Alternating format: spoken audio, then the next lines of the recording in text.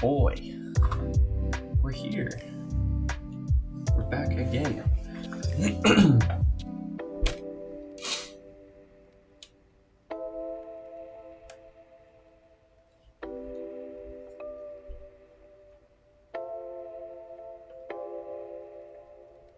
Hello, hello.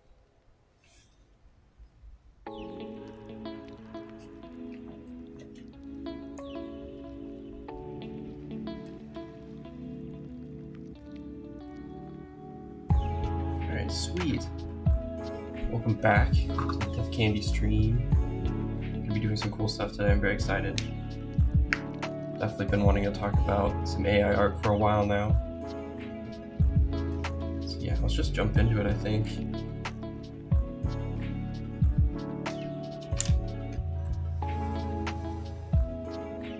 Just a second to check that all the noise levels are right.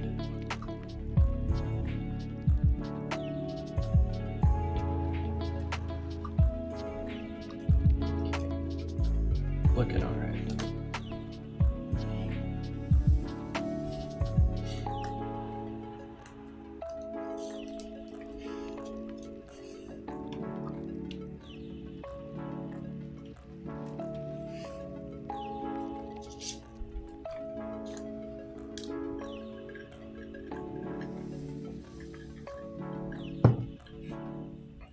Sweet.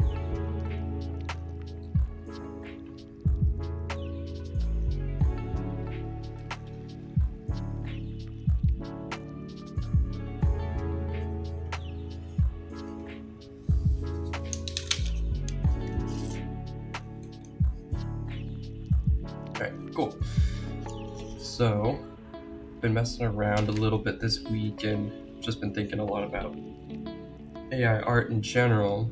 Seems like a lot of artists are really not happy about the new Night Cafe and a couple other AI art generators that are popping up lately.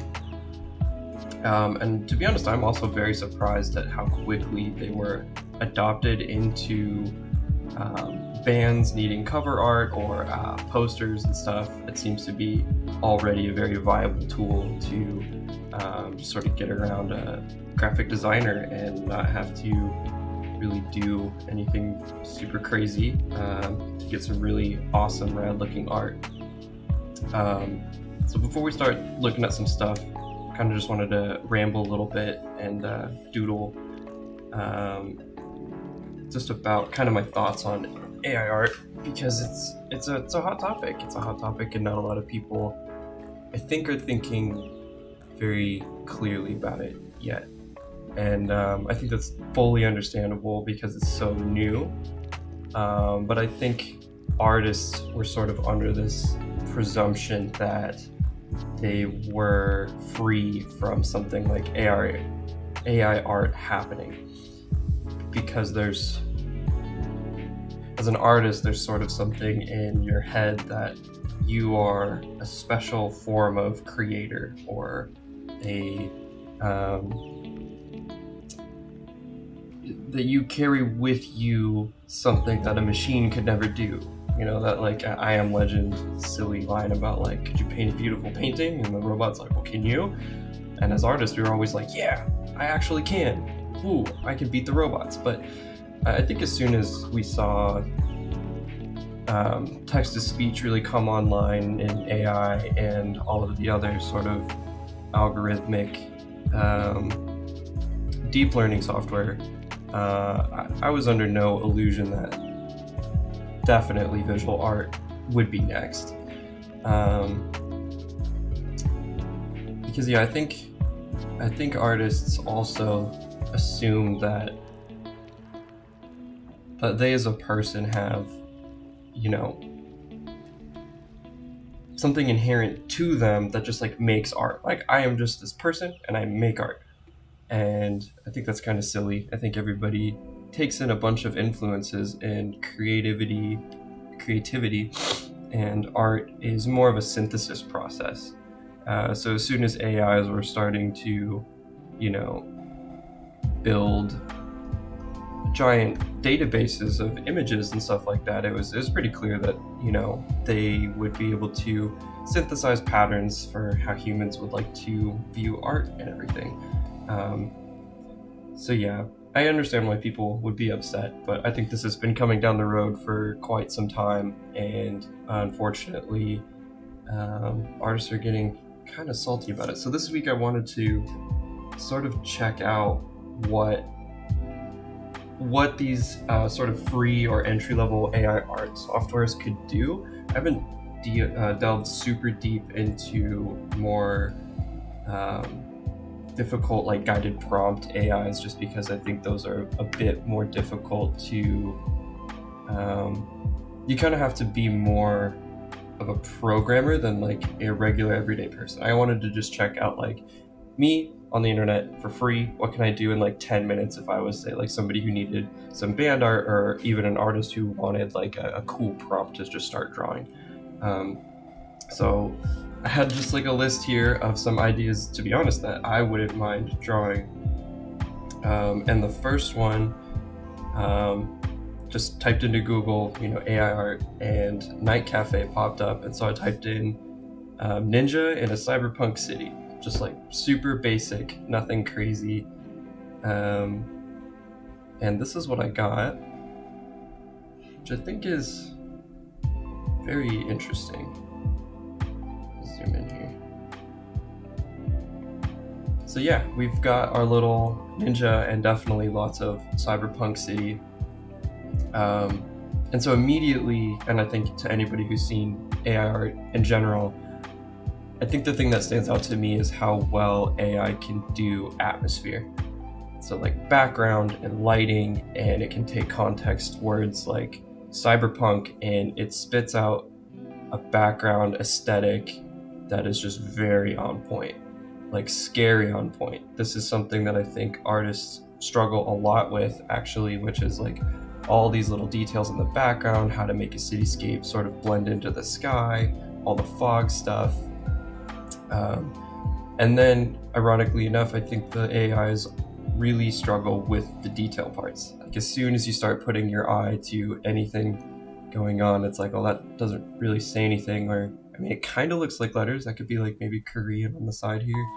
But like, as soon as you start to take a deeper look at any given thing, you realize that the boundaries between all of the different pieces of the art are kind of missing.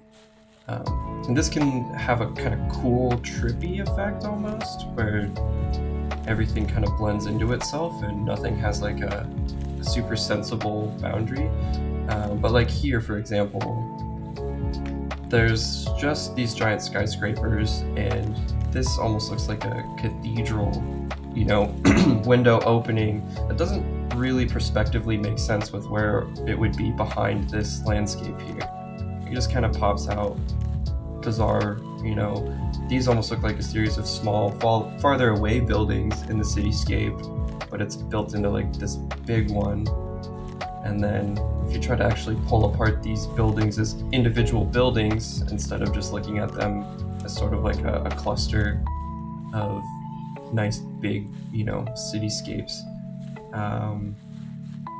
yeah, you start to realize that it's just sort of a bunch of textures laid over each other. Like, this isn't actually very passable, and it sort of looks really good on initial glance when you know, don't focus too hard. But what I found with all these AI arts is that they actually really struggle with boundaries between things, and especially the prompt that I gave it, like ninja in a cyberpunk city. Cyberpunk city is up front and center, but like, look at our ninja. I don't even know what's going on here, to be honest. Like, yeah, I don't know. This weird like block thingy, not quite sure what that is. It almost looks like it's supposed to be like a billboard as part of the background, and I know this image is kind of pixelated. I've got some higher quality ones coming up here, but again, like, it's kind of a ninja, I guess you could call it a ninja, but I just realized there's like a boat in front of him too or something.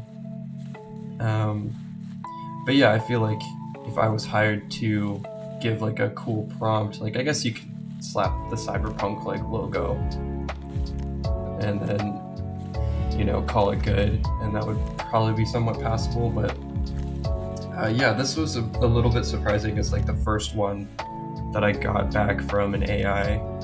Not a super detailed prompt, so maybe that's why, but yeah, let's continue. Alright, so this next one was creepy monster stalking its prey, and this is one thing I've seen a lot of on my personal like Instagram feed and stuff, are like these really cool spooky monsters, and so I wanted to see if I could get one for myself here. Let's see. Just get a better outline color. I can talk to you guys about what I'm doing or what I'm seeing.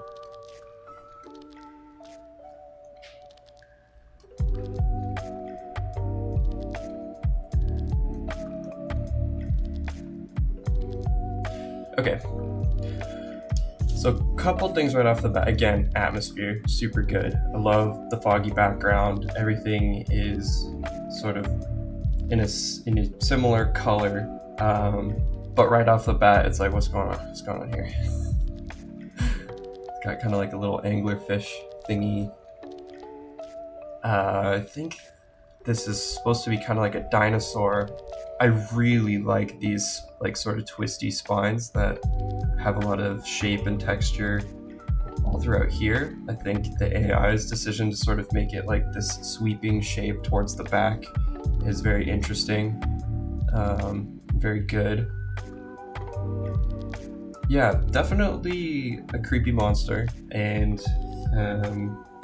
stalking its prey, not quite, unless maybe this thing is its prey and it's already got it or something. I'm sure the other thing you guys probably have seen if you've seen AI art before is its inability to do like hands and small digits. A lot of times these either get fused with the background, whatever it's standing on, or just whatever object is next to it. It's really hard to do hands, as any artist will tell you, and AI seems to struggle just as much, if not more. So that's good to see. Yeah, the second you can get an AI that spits out the right amount of like teeth in hands and fingers, I think that's sort of like a, you know, a nexus point where artists need to be a little bit more like, all right, well, I gotta up my game. But yeah, this piece, I don't know, it's cool. Again, it's sort of the same issue with the Ninja one. It's just, you know, at close glance, it loses kind of anything good about it, and it's only good if you kind of take it as a whole. At the detail level, it's not good.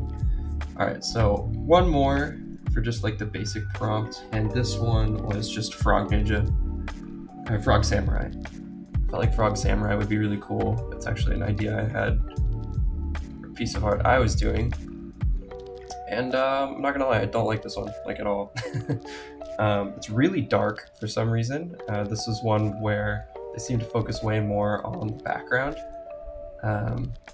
Or the AI, and yeah, it just didn't really have, like, you can tell there's a samurai or like a figure here. It's very clear, I think, that there's a figure. The frog part kind of just like turned into lizard. Yeah, nothing super crazy there, but yeah, this one was just a whiff, I think. Not enough sort of prompting material or whatever, and yeah, I'm not impressed by this one. Again, I think he's like reaching for the pommel of a sword here, but there's no definition between objects. We've got like this weird sheath thing coming out here. It doesn't make any sense. Background is rad, but if you look closely too, it's not like he's standing on a cliff. He's like part of the background.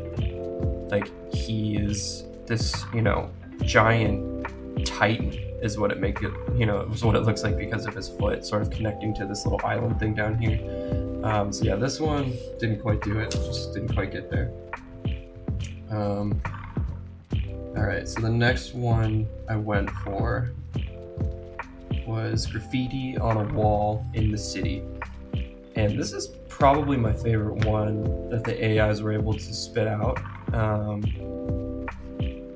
Not quite what I was thinking of in my head when I typed the prompt in, but there's a couple of things that I thought were like interesting creative decisions, I guess, if you want to call them that. So for one, we've got our graffiti. I mainly did this prompt because I wanted to see what abstract lettering would look like from an AI. I'm very fascinated by making letters that look like letters but don't actually say anything or have any meaning, sort of like letters to languages that don't exist. And I think the AI really only did that like in this one little spot down here, where it does look like convincing graffiti, but I don't think those are any actual words. And unfortunately, there's a lot of stuff kind of like overlapped on itself, like a busy graffiti wall, which is it's an aesthetic for sure. I like it, but just nothing super crazy. Yeah. Problem I think with AI too, with all the other stuff too, is just keeping objects separate, keeping pieces of the art from blending into each other sort of at the seams. And I think here we can see that with the letters sort of blending into what almost looks like ivy running up these buildings here as they sort of walk into this vanishing point in the distance here. Yeah, the things I really liked about this piece though was that this definitely does look like a weird stretching hallway between buildings and like a European city. I love the colors that just sort of go into like this gray space as you get closer to the vanishing point. The atmosphere also very good, like definitely graffiti wall sort of invites a darker atmosphere of like an urban city, from Seattle. So the rainy, dreary graffiti aesthetic is definitely alive in this picture. But yeah, just not so much of an emphasis on the graffiti. I'm hoping, I'm curious how these AI sort of determine things like focal point or like core subject when all of this is getting compiled in their engine or in their databases or whatever. Because I think if you were to go to like Google Images and post the same thing, I think you get a lot of very different results. So whatever the AI is trying to do to turn this into art is very curious to me. I'd be very interested to speak with like an engineer and sort of figure out what's going on underneath the hood, because it's definitely none of these were what I expected. Okay, so these were some simple, almost like Google search style things, and then I tried giving slightly lengthier prompts to see what I could get, and surprisingly I think the AI actually did a lot better with some of these prompts than the more simple ones, like the Google search style ones. So this prompt was creepy organic monster, red light in the woods at night, full moon. So introducing Transcend Lineage, the next we got an generation ad. of decking from Trex. Backed by a 50-year warranty, it's designed to weather the elements. Visit Cancer ads. lineage.trex.com. Okay. So this is what we got, which is super rad. So yeah, right away, creepy monster in the woods is definitely alive in this photo.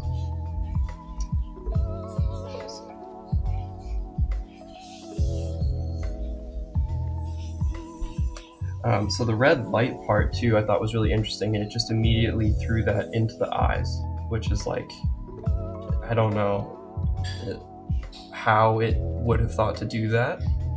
That's a really cool thing to do. I mean, that's definitely what I would have done.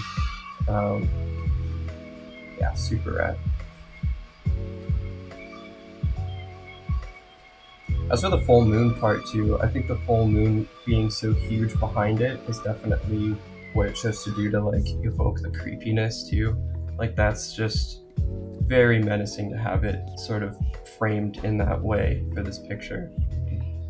This is probably my favorite of the detailed ones to come out.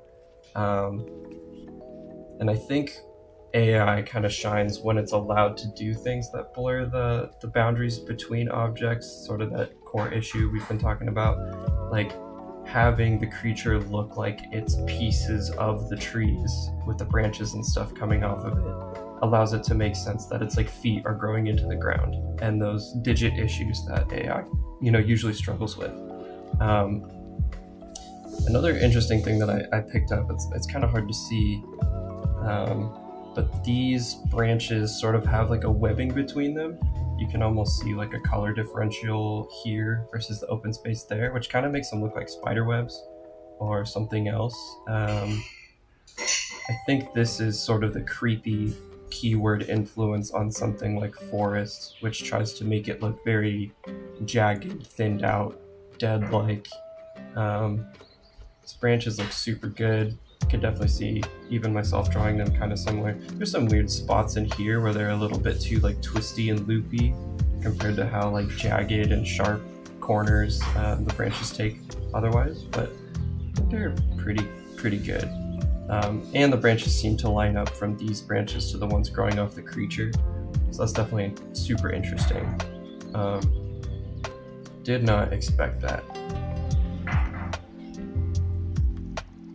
Yeah, the other things, just to kind of touch it up too, just to be super nitpicky with what I think the AI could have done a little bit better.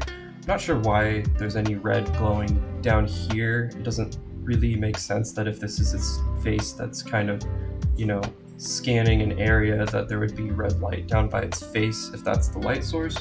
I think it does work with the art piece. It does look really cool. Just doesn't make a ton of sense in terms of lighting and direction. Yeah, and other than that, I think this was probably one of the cooler ones to pop up for the key searches.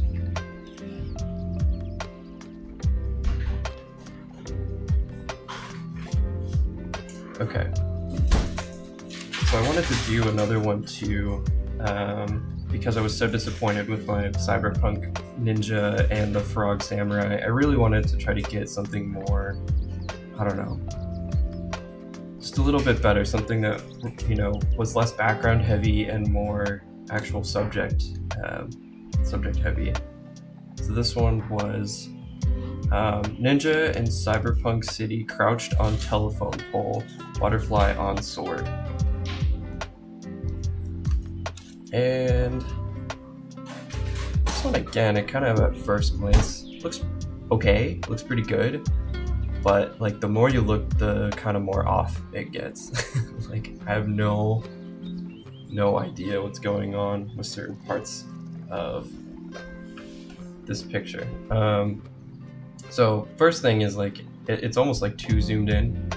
The cyberpunk atmosphere in the background is okay, but it's almost like too minimalist to really like to really have the feel that it's not just maybe like futurist Japan. Like it doesn't have that dystopian feel other than like a little bit of smog in the background, but that's okay. And then of course the other things noticeable are like the hand to the sword boundaries are just not good. Kind of off. I do really like this mask, very cool ninja mask with almost like a lens for the eye hole and like a little, you know, gas mask button pin thing. Very bad. The part I was most surprised about was how like just basic photoshopped the butterfly on the sword looked. I was, you know, in my head when I'm thinking of these prompts, I am actually thinking about how I would draw these things. And I was thinking about like a butterfly sort of gently resting on the edge of a sword in a more like, you know, patient looking posture, sort of like a chill ninja on top of a telephone pole. Yeah, I didn't really get anything I was thinking of when I typed this one in. The other thing too is, you know, this telephone pole just sort of stops here, continues randomly, objects, sort of big objects blending into each other.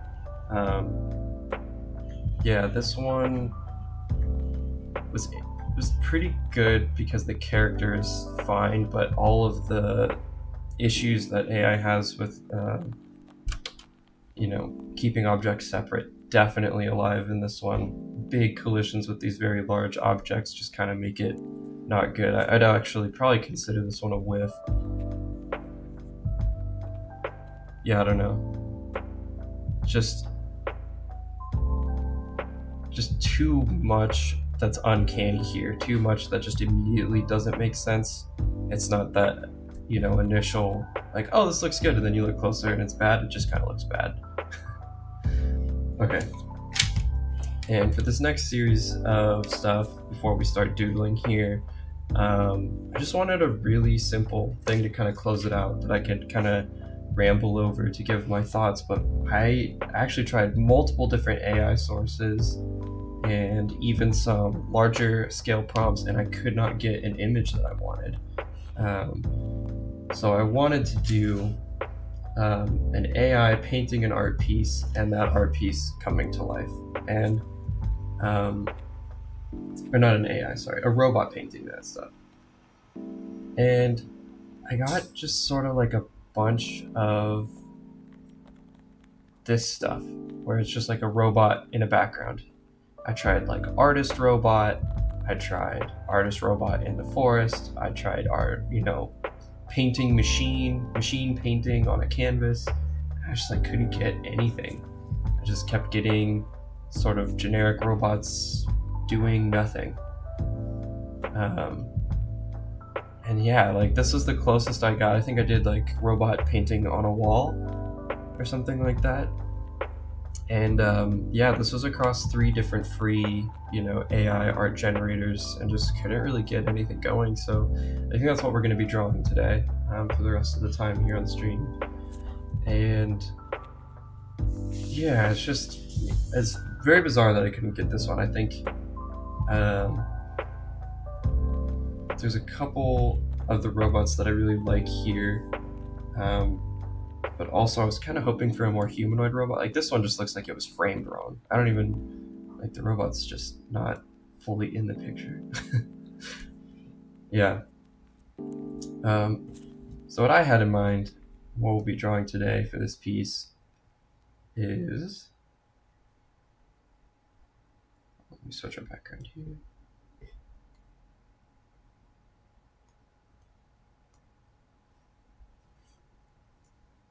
Yeah, I wanted a like an automaton, like a very humanoid looking robot to be drawing something.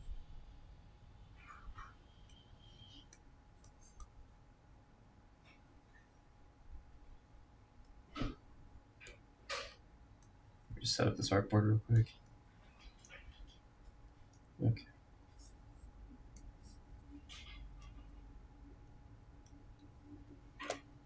Cool. So yeah, I had in mind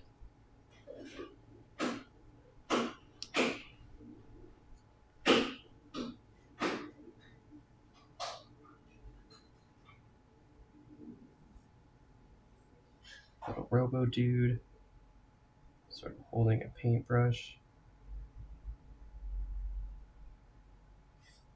on a canvas.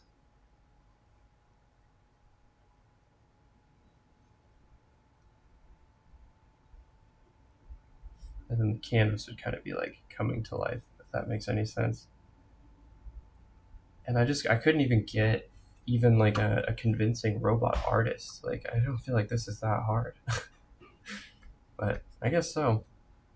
So yeah, that's what we'll be doodling today. I'll probably just give some other thoughts about AI art. Nothing super crazy. Where'd my music go? It's a disaster. What is happening?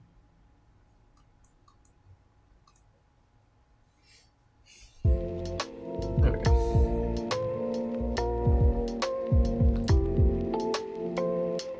Okay, cool. Just check something else real quick.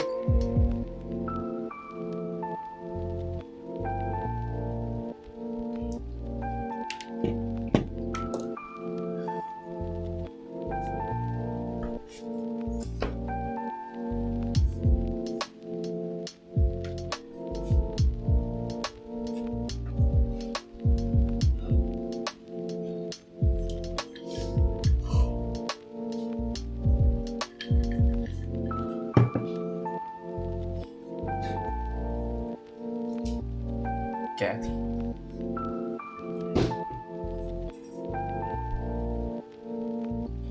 Okay.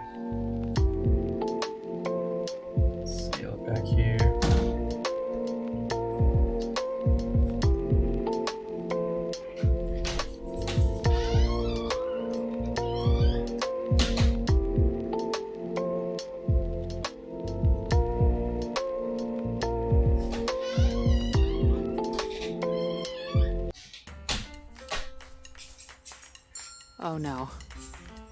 Oh no. Okay, let's do this. Oh man, gotta find one without ads. So annoying.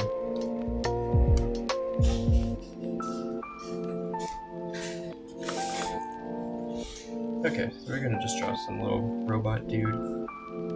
It's been a while since I've drawn robots. I feel like I used to draw them all the time, and then lately I've been more doing the humans.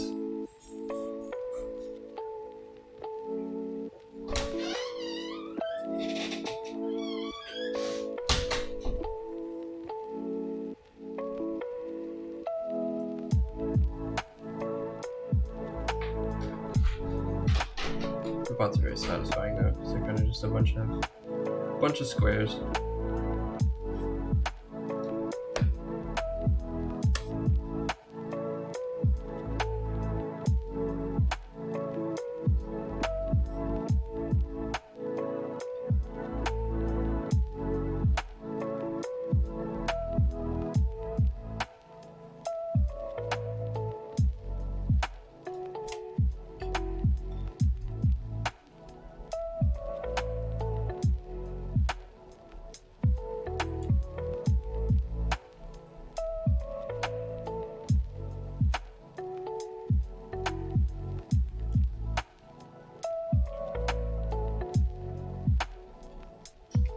I was kind of surprised at how many people were kind of freaking out when the AI art thing started to become really popular on Instagram and other, social media.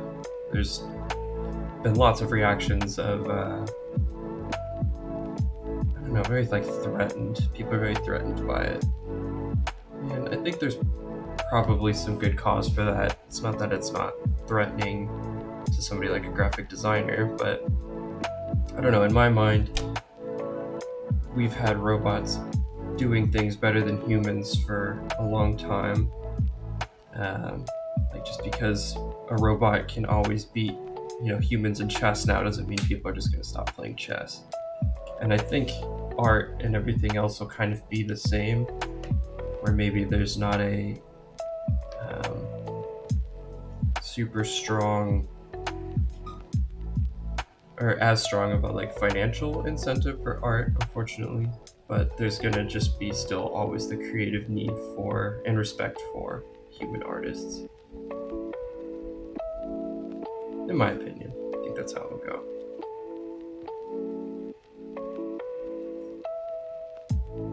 And to be honest, for me, who I am as an artist personally, I just don't think money and art don't mix very well. I think if your pursuit is to be creative, and if you're a human and you need money, that those two things can be really irritating and confusing sometimes. So if you're a graphic designer and you're pissed off that AI might take your job or whatever, I think that's probably kind of fair.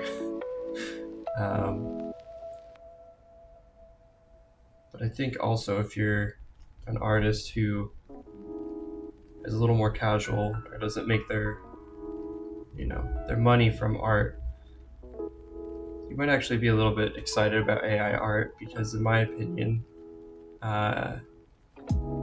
graphic design and everything in video games and in movies has been pretty stale for the most part. It's all been just very safe and commercial and money driven, and I feel like the creativity of a lot of the art process is just gone. Nobody's allowed to take as big of risks anymore. Everything has to be good for the money. So let's let the robots do all those jobs,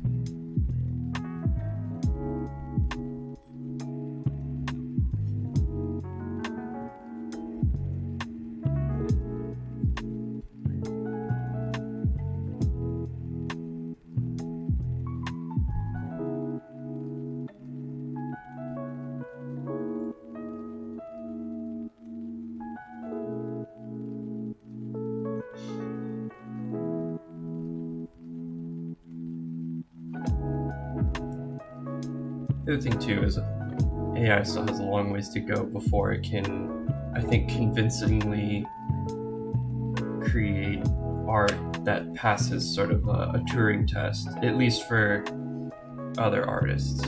I think it's kind of casual use right now is probably somewhat short-lived until this gets off the ground and becomes, can figure out how to draw hands and can figure out, the right amount of teeth and all that. I've definitely seen some other stuff that's better, a little more convincing, where it seems like somebody's gone in and kind of touched up the rough edges or given the AI enough prompts to the point where it's, actually somewhat fluid with drawing stuff. But yeah, I was fully expecting to kind of be roasting AI art for a bit today, and then, come up with, or get that last piece, the robot drawing something that was coming to life that I was looking for, and then I was going to try to just draw it better and more convincing. And I was really surprised I couldn't get anything at all. Like, not even an artist bot holding a paintbrush. I mean, I tried everything in the prompt space on the free ones, and I think it's just a little too abstract. Like, if you start using words like art and life, I think that's a lot more difficult of source material to work with.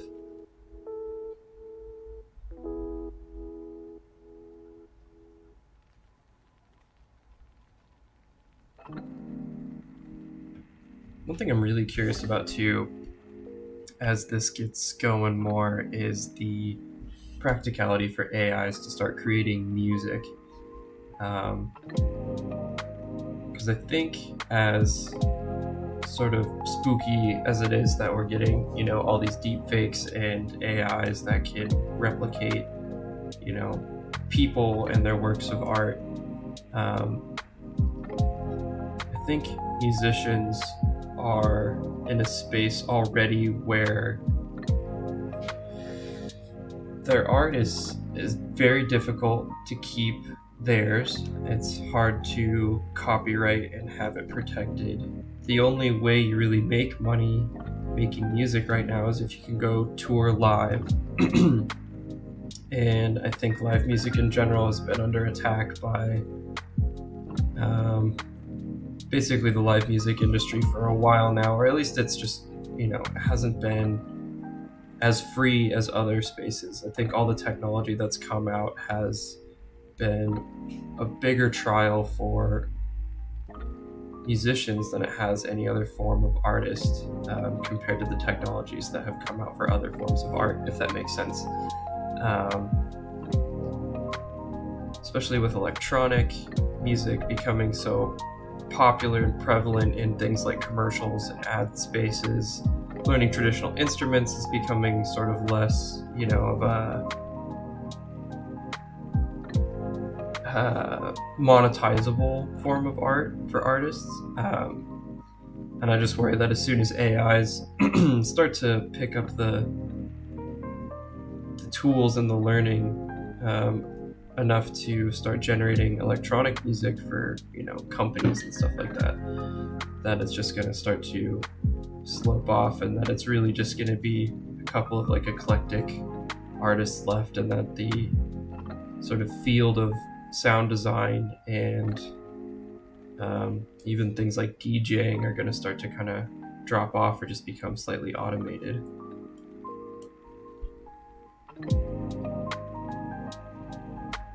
I don't know. We'll have to see how it turns out, but I think if any form of art should be kind of scared of its AI, counterpart. In my mind, I think AI music is going to be crazy. And nobody's going to want to like it at first, just the way I think that artists don't want to like, or visual artists don't want to like AI art. But some of it's really good. The other argument I've heard is that there's going to be sort of an issue with ownership, with all the AI stuff coming out. Like, if you're able to monetize or like, you know, use a piece of AI art that makes money off of, you know, an ad with a song you made on it, or a visual sequence that an AI made, the way that AI can is operating is by using a bunch of unlicensed images or sounds or whatever from its database, its pool of everyone else. So is it really fair that like a software engineer or that like a coder of some sort can come in and grab that, you know, that giant database of other people's artwork and, you know, make money with it from this AI? I think that's something that sort of a Pandora's box, where if we don't kind of get ahead of it, it's just going to be the norm. And I kind of fall on the side of it's just gonna happen. And as much as we'd like to credit our artists, theft and IP theft is just already such an issue with anything creative that I don't think any sort of cork can ever be put back on that bottle now that AI has done its thing.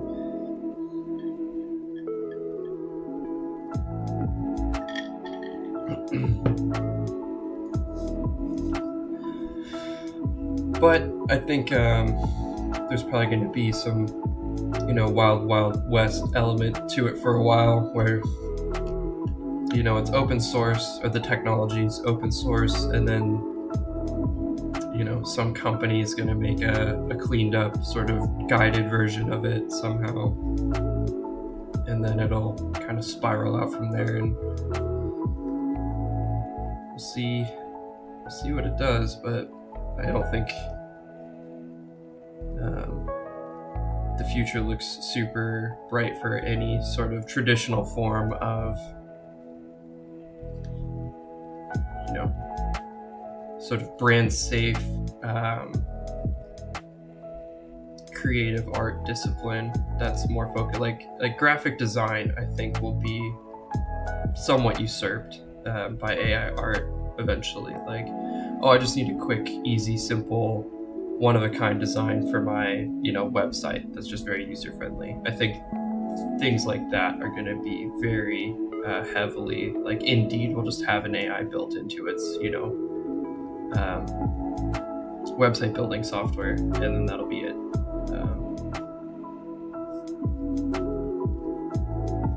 Once all the kinks are worked out, of course. But the crazy thing too is, like, even as buggy and weird as AI is right now, you can just hit refresh like on the image or type in the exact same prompt and just, you know, roll it again until you get something that looks a little less clunky.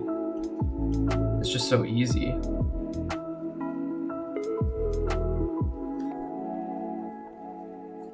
I do think that with the commercial, you know, advantages of AI art, I am hoping that actually pushes a more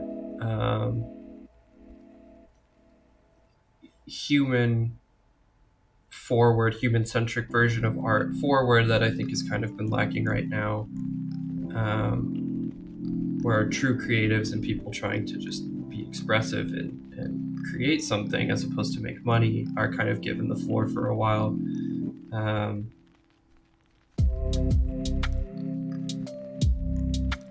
I don't think anybody's really going into any sort of artistic field expecting to make money, but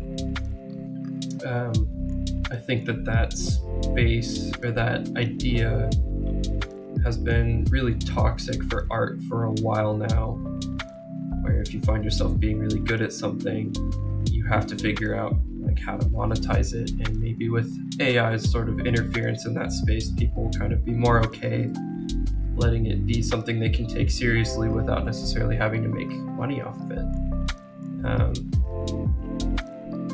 And I think just automation in general, the task of everybody, you know, moving forward, as there's less and less to do, you know, meaningfully in the realm of like work, it's going to be more like, well, what can you create? What can you get online for yourself that you know, maybe doesn't generate you money, but it generates you some things that can still be meaningful and, you know, provide for your life. That's just a little bit more, I don't know, just anchored in something other than money.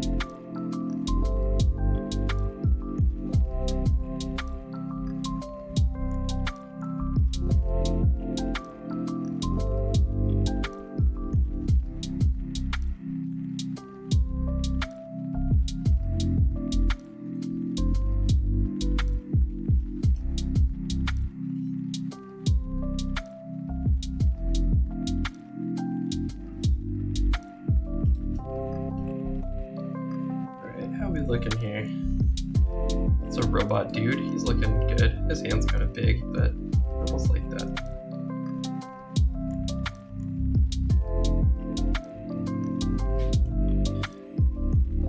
I definitely think, as far as robots or droids go, Star Wars had probably my favorite design across all of their robots. They just look so pleasing and just very, like, they're cute somehow.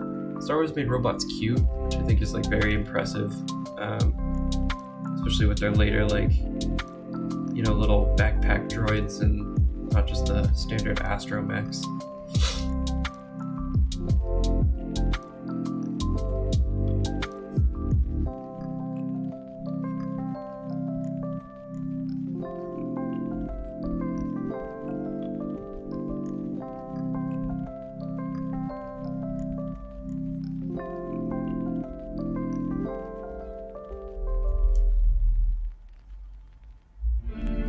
I wonder too sometimes if anybody's actually gonna be impressed with anything AI does in the future. Like, I think right now there's sort of like this awestruck feeling around, you know, AI things because it's so new, but after a while, as soon as it becomes, you know, commonplace, like, there's just so many things we don't second guess anymore when it comes to our tech, and actually only really, you know, feel about it if we're mad at it for being like slightly inadequate, you know.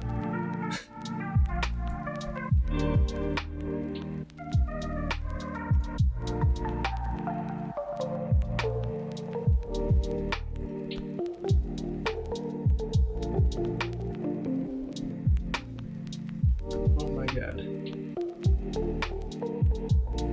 There we go.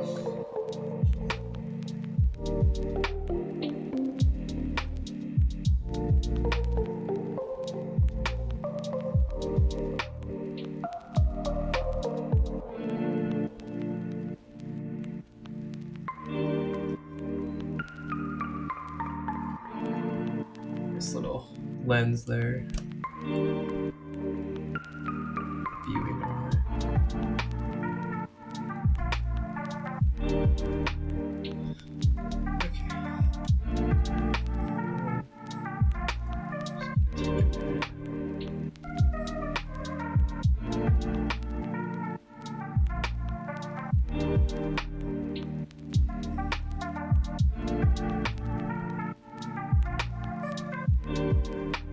I was kind of thinking that the canvas he was painting on would kind of be like a window into another,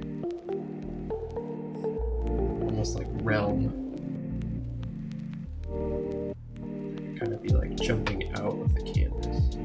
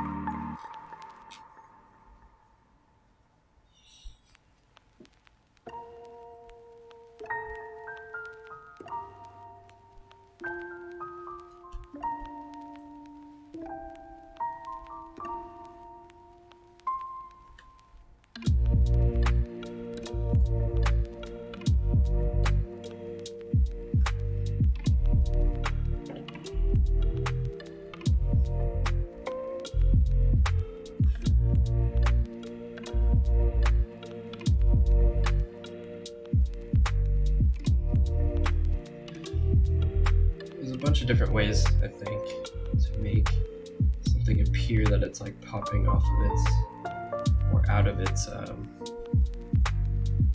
framework.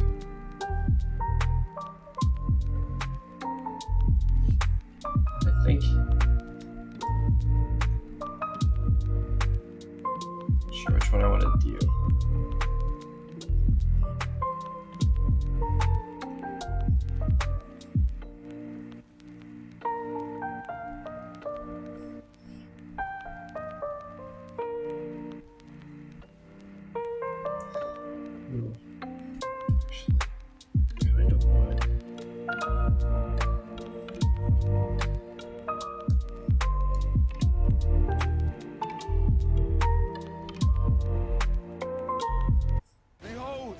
Spice, a sacred source of eternal swagger. We risked our lives for this. Worth it. Oh, dude, ads are so bad. Good luck with that. That's the other thing too. Like, if things could just look and be better, I don't care how it's done. I think humans suck at making things look nice and be better sometimes.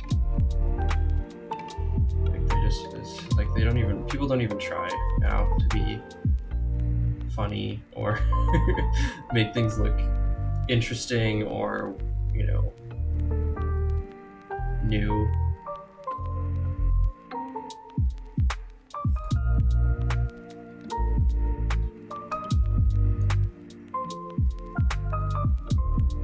Like how many apps in your phone right now, if you were to just open it, how many of them are just some weird blocky-ish shape that's blue? Like I go to find an app in my phone and nothing sticks out as unique. No app seems to fit whatever atmosphere or not atmosphere, but, you know, aesthetic that the, you know, app is about. Like every app is just some blocky letter that's blue, and it's impossible to differentiate them from each other. And it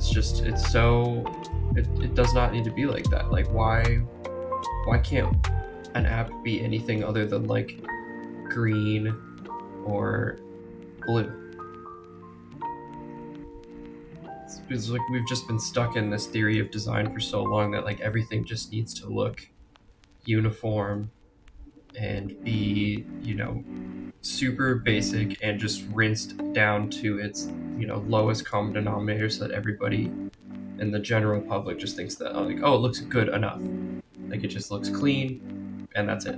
Like it just has to be simple and minimalistic. And maybe that's just sort of the, you know, the times or whatever, sort of postmodern, you know, look to everything. But it's just so bad. It's so bad for the user too. Like all these app companies that make their, like when Google just unified or made uniform all of their like little apps between like maps and everything, you go to your Google tab, but it's just like impossible to quickly navigate to, you know, the little like Google Maps or Drive or whatever, whichever one you want, all just blend together, and you have to like squint in order to figure out which one is which.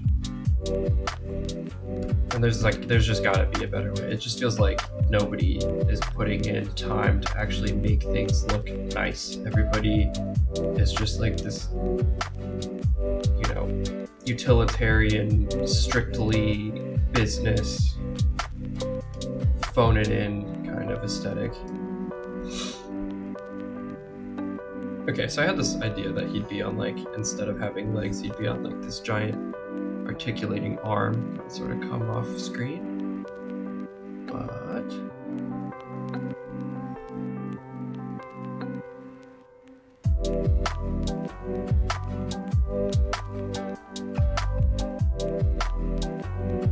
to just keep working with it. I'm not sure I like that idea yet.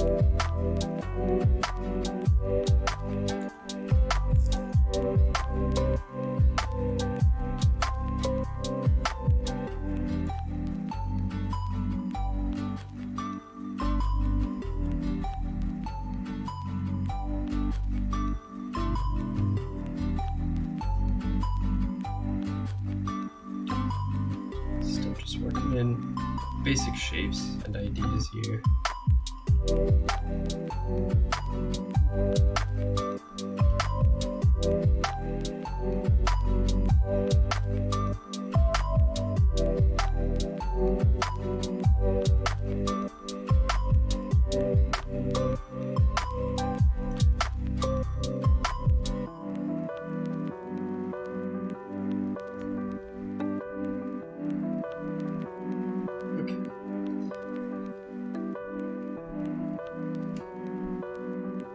So the thing that I had in mind for the painting, I got super sidetracked. I realized I was going to do that before. Let's go for it now.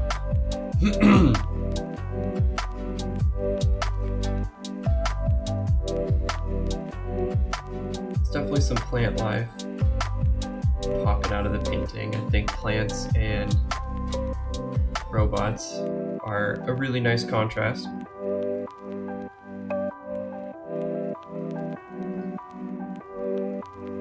Get some fine stuff going. Now I have some light sources splashing forth.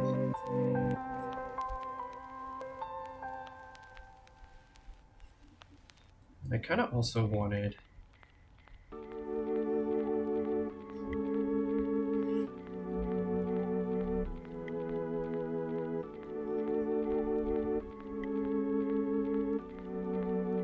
some white flowers.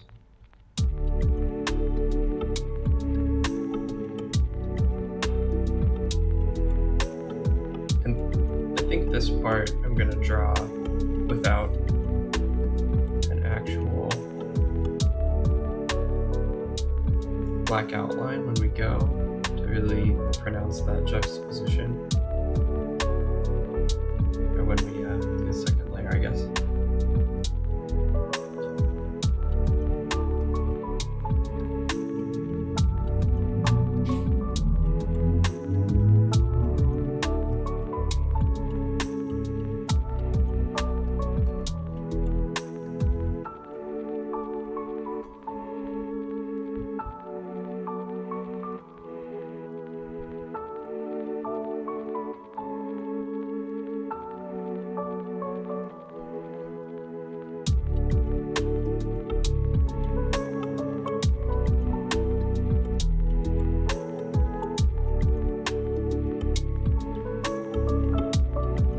Paintbrush sort of like becoming part of the piece too.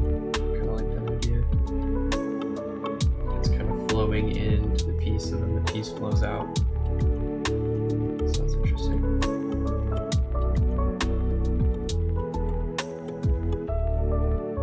Okay, cool. I think that's a good basic idea.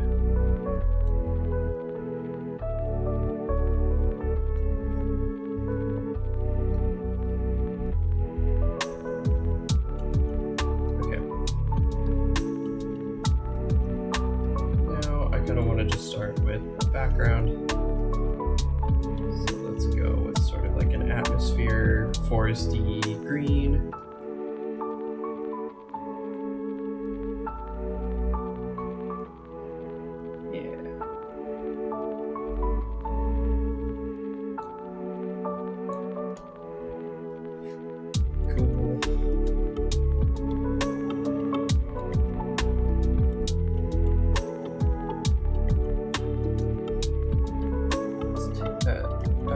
We had before.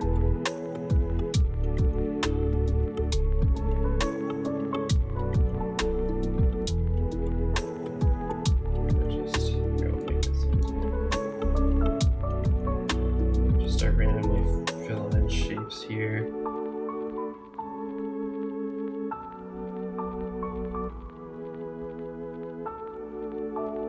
Just kind of randomly create some brighter spots here. We'll take our other color, we'll go darker green.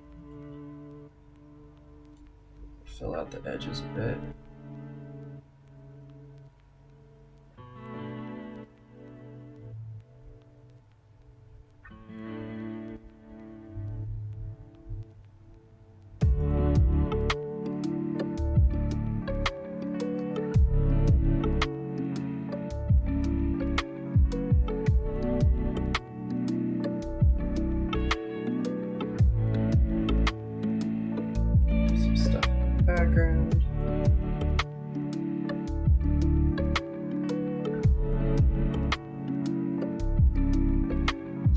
just the super quick, easy way for a background that I'm doing here is light in the middle, dark on the outside, and then just adjust color value as you see fit.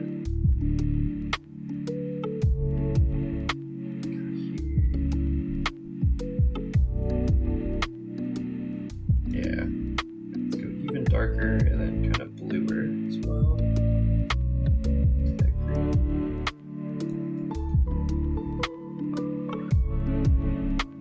Always good to make your shadows slightly bluer than you think you want them. This always allows you to go darker later if you'd like.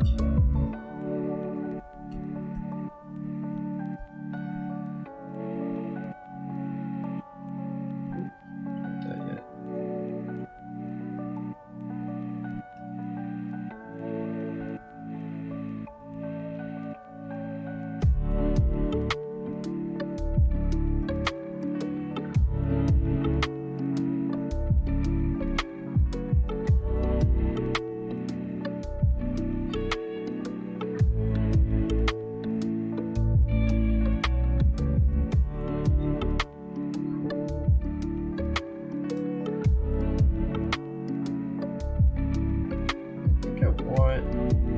Just a little bit of like a electric green, almost like a highlighter green with lots of yellow in it.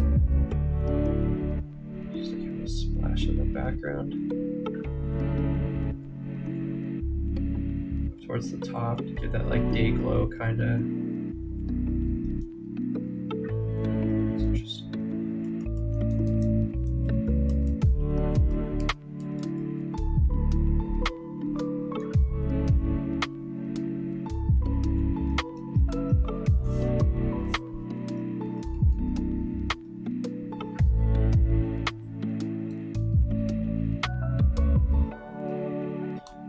Maybe some orange too.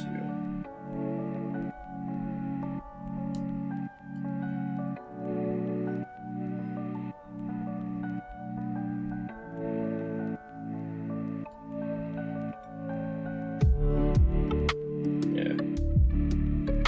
Alright, that looks pretty good. Just kind of an ambient background. Nothing crazy. Everything's nice and soft.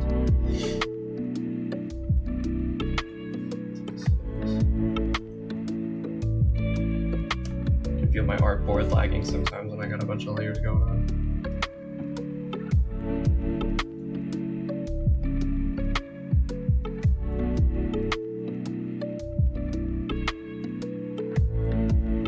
Okay.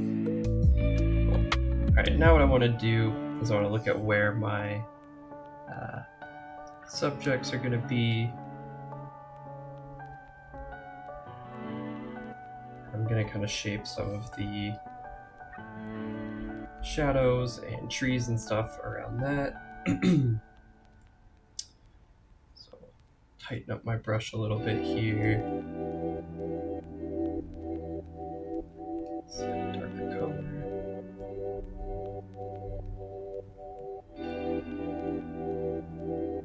So we'll start putting more identifiable shapes. Nice. Just low definition trees in the background kind of thing.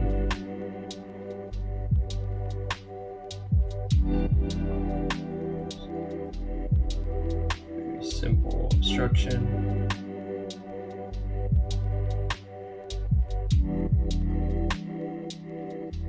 So yeah, for things like this part of the artwork can be kind of time consuming.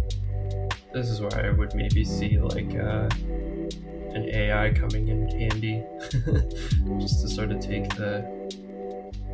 I mean, we're cruising through it really fast here, so I'm not too upset. But getting that atmosphere just pinned down right away, kind of setting the mood of your art piece might be kind of nice. I would kind of feel like it's cheating though if you were to like just use an AI to make your backgrounds every time.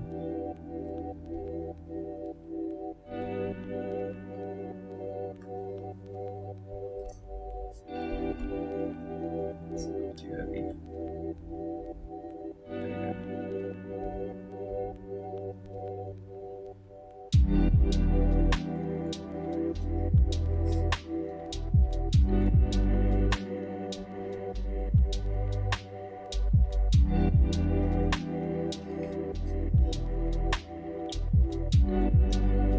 Alright, cool.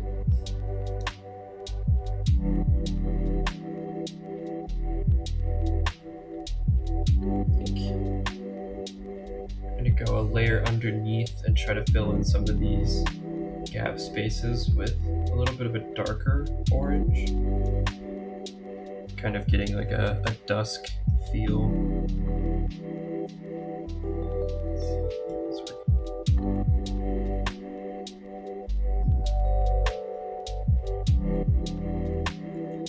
I just have to cut this layer. Just kind of want to start getting rid of some of this white that's showing through.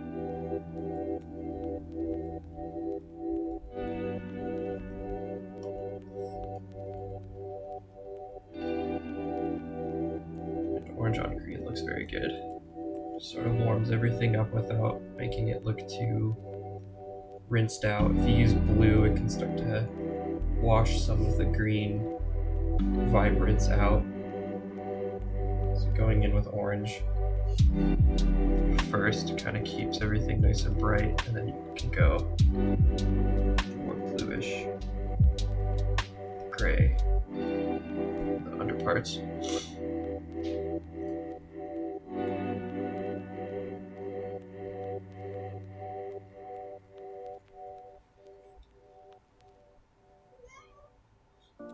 What? Oh. Nope. Don't do it.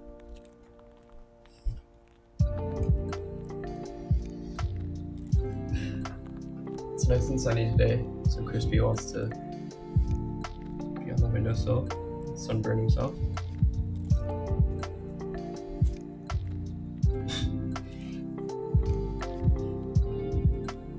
Okay, I'm pretty happy with this. We can always give it some extras later. I think the last thing I want to do is just take a nice dark layer.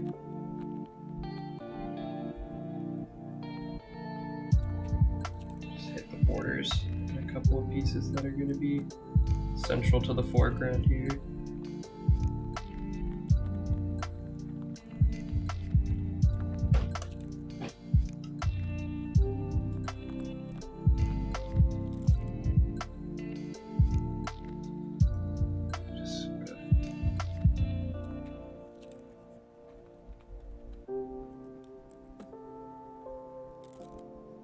Nice. Okay.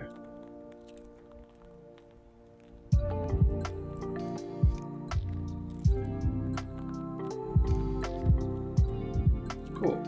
Got some light kind of coming through a tree background. Okay. And now let's choose a robot color. It's going to be slightly green, so if our robot were to be like a metallic or like a white coat of paint, the light coming through the trees is going to be a little more green, so you want to keep your background lighting in mind whenever you're going in. So let's just start. Yeah, that's a good color.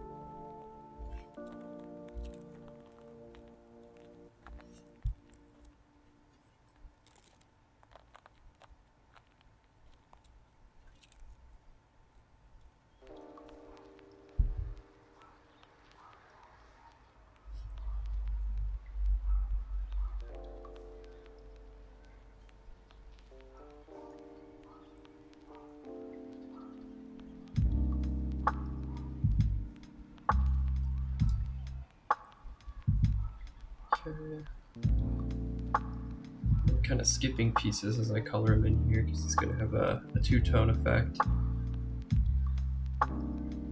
So I haven't decided yet what the other tone is going to be,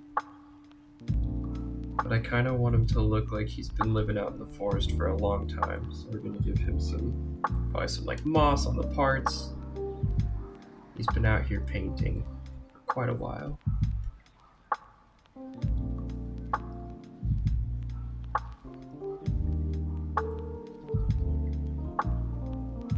I like to add lots of negative space in the robot or in machinery too to show that it's been sort of well used, or I don't know, it just gives like an older look to everything. When everything is jam-packed with tight machinery, kind of gives a different look to everything.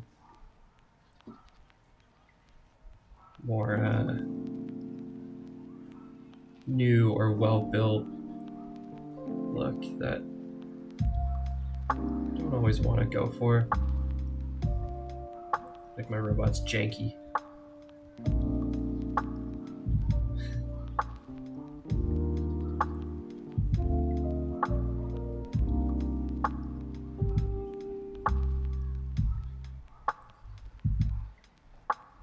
Sweet little faceplate here.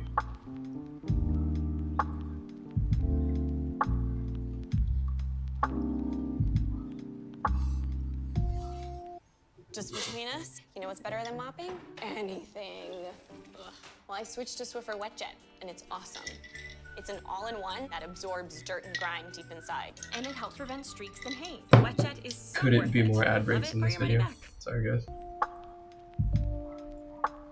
Tough.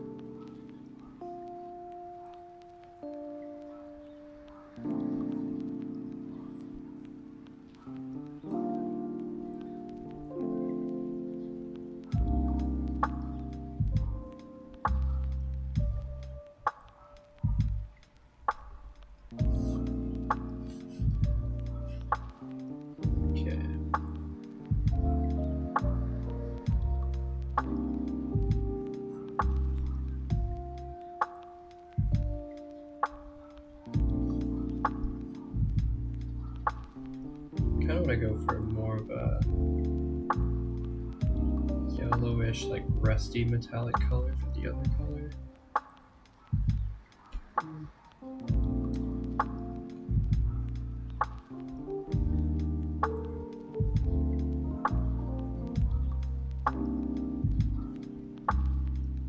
Also just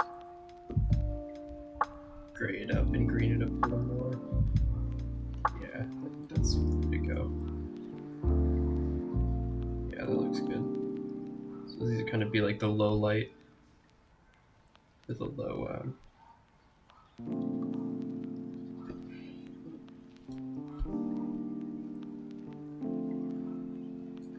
yeah.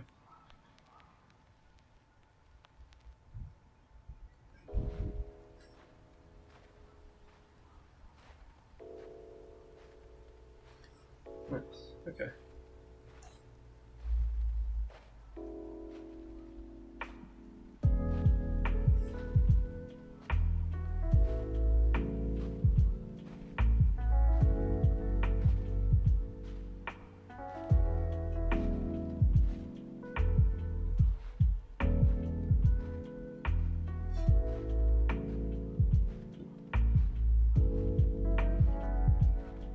Man, what are we gonna do with all this free time in the AI apocalypse, you know? We're automating everything away. Sooner or later it's just gonna be like sitting on the couch watching AI generated Marvel movies.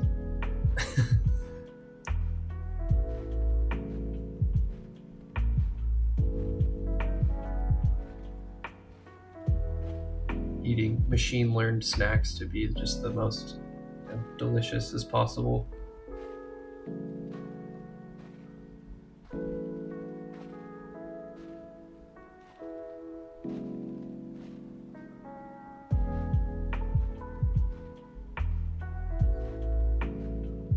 I'm gonna just be a robot out in the woods making art.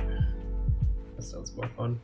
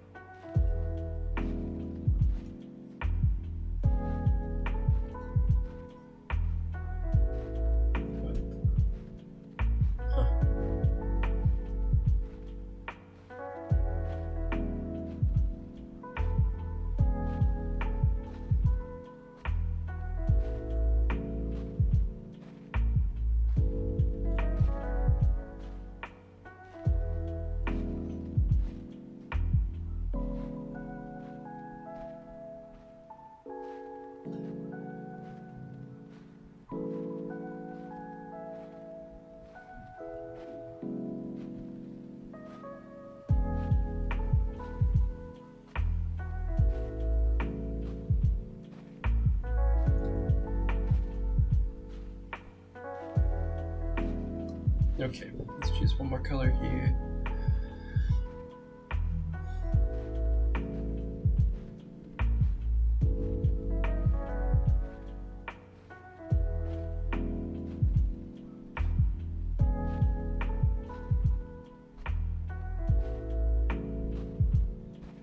I don't want it to blend too much into the background, but I really like these greens.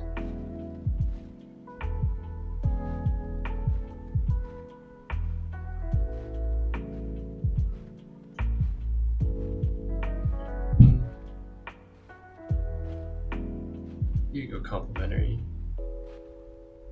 Yeah, that's probably a good idea, actually.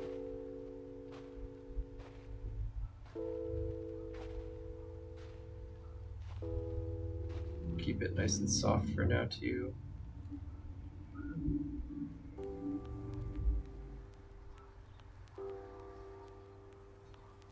Maybe a little bit.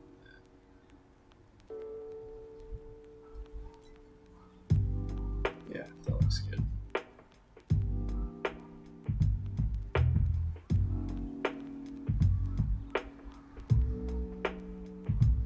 These will be all the like little accessory pieces.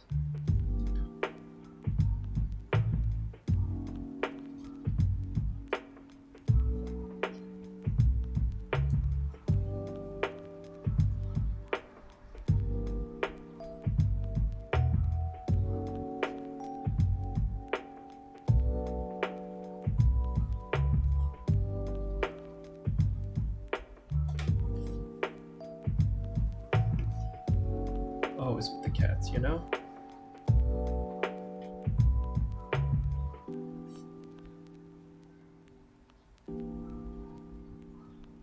They just gotta be part of whatever's going on.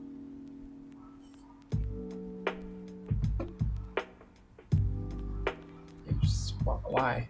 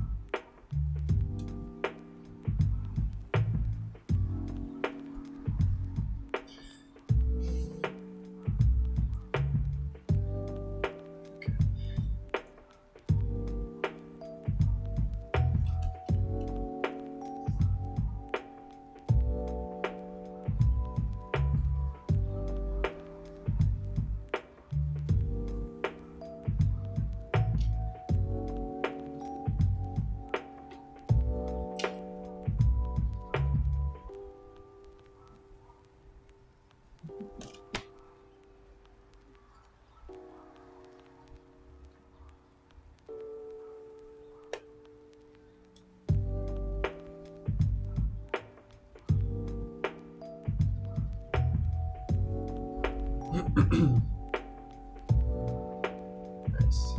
Very into this right now. It's looking good.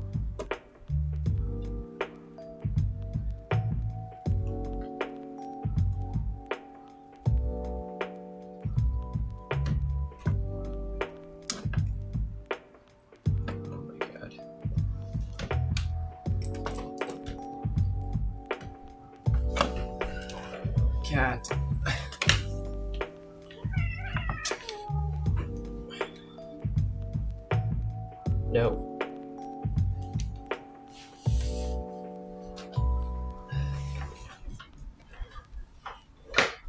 So upset. Trying to ruin my stream. Okay.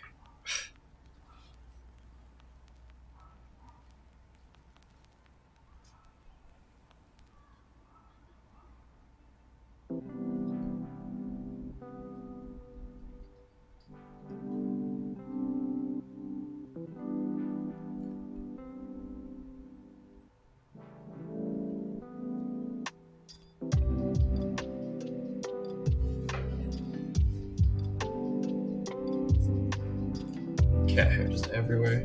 Touch the cat once.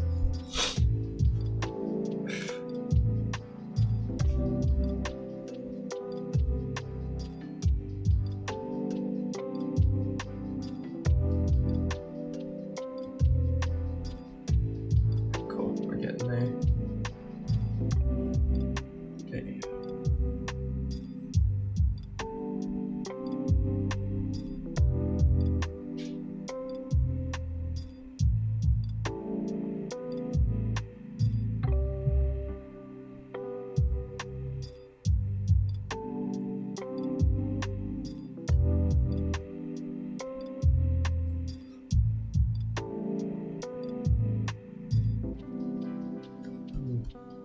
Kind of want a darker green.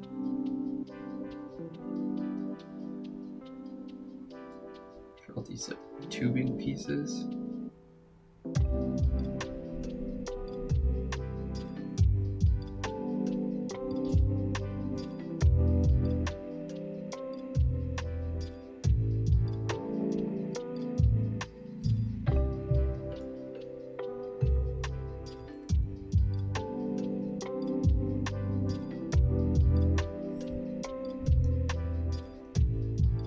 Go here.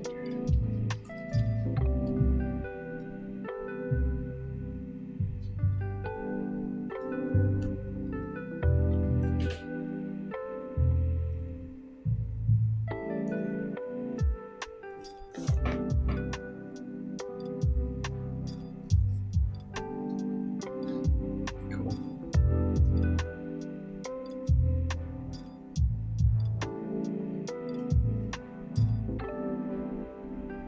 Use this dark green to just sort of get all the deeper parts of the robot too.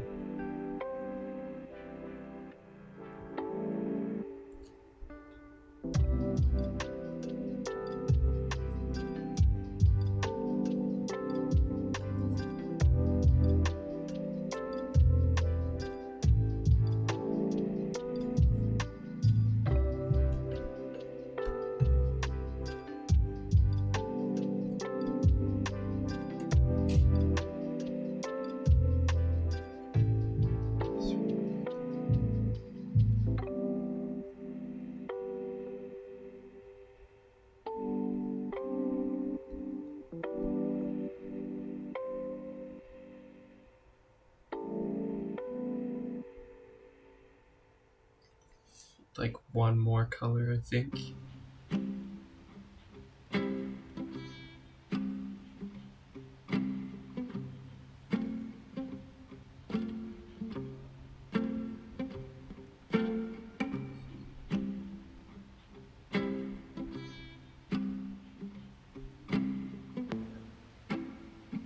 Yeah, that looks good.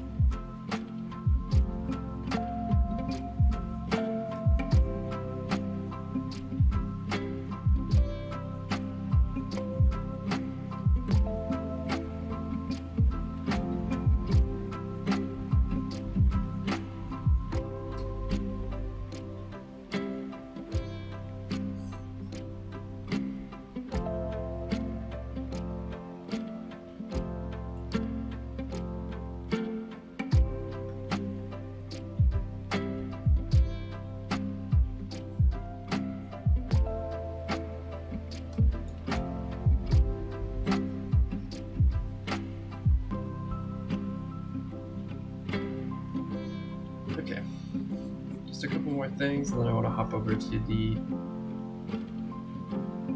canvas.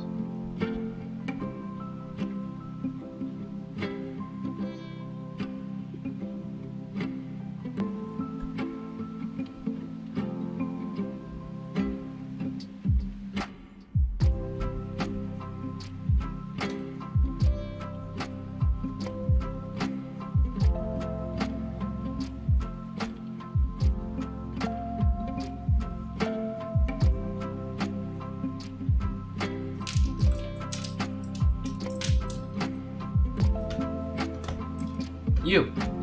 Stop! Yeah, stop! No! Stop!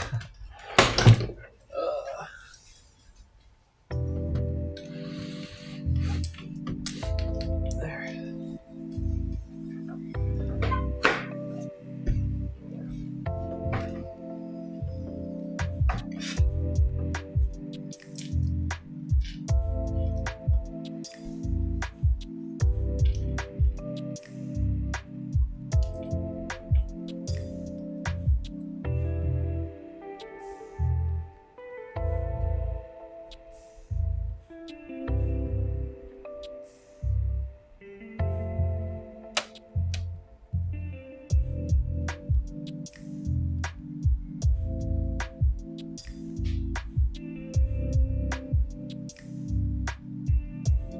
Those lines are terrible, but you can clean them up later.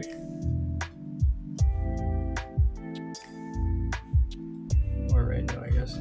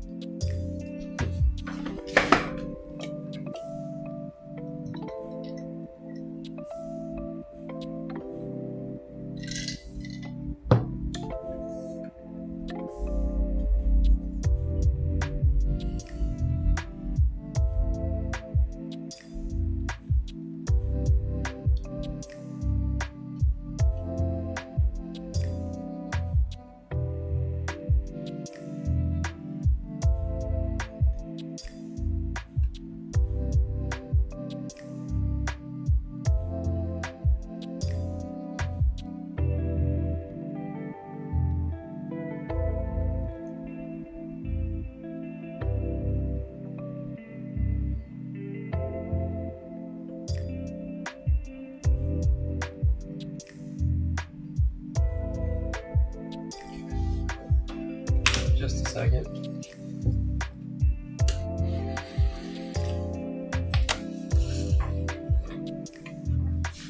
Claire's killing me. Okay.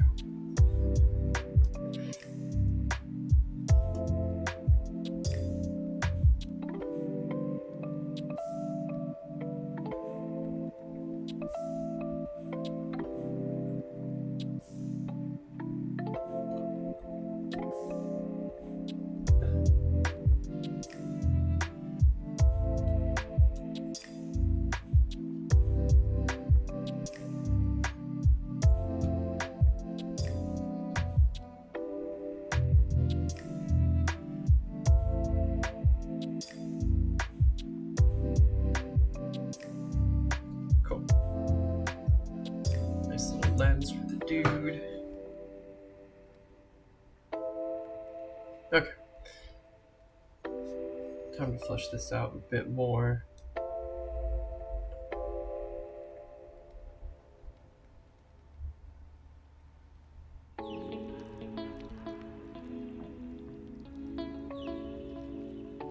So I think with the canvas piece, I want it to be like plant life spilling from the canvas, from the canvas into the foliage, like around the, that would become the background. So in the forest, he's painting something that is an addition to the forest. And just like we talked about a little earlier, blending the subject, like the foreground with the background, can be very cool looking if you do it correctly. So we're gonna try to one-up the AI art here and try to get something that looks really, really good. Come to TurboTax and How about no? don't do your taxes. Meet with an expert who will do them for you, so you can do not taxes. No ads.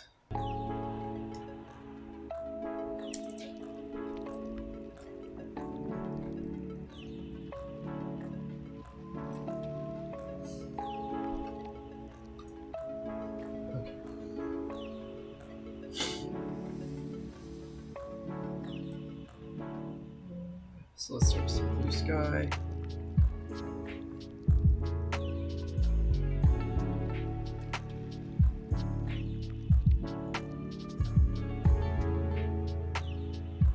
Oops.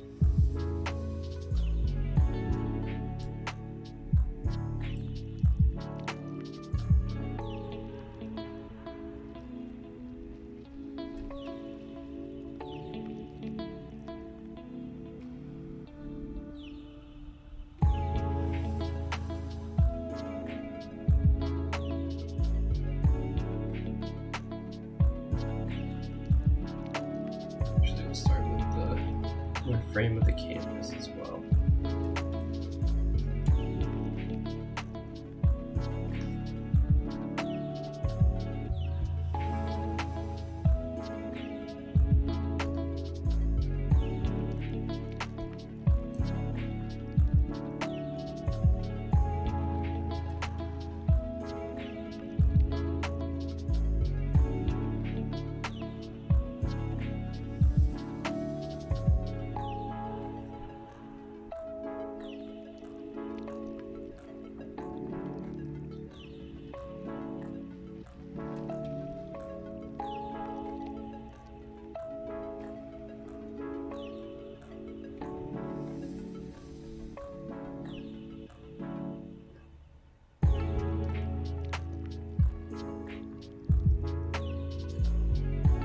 Not to go too crazy here.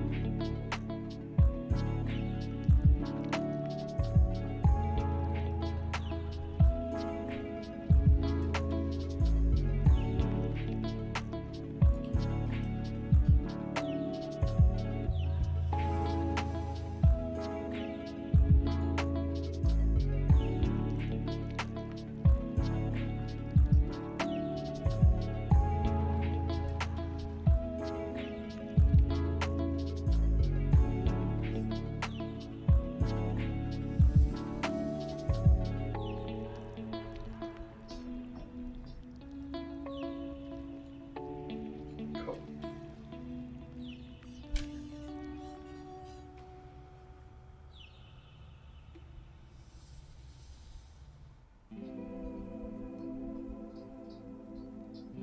Okay, and I want a nice, bright, vibrant blue color to be somewhere in this canvas here, which will add a lighting effect later, I think. I can find mine. There we go.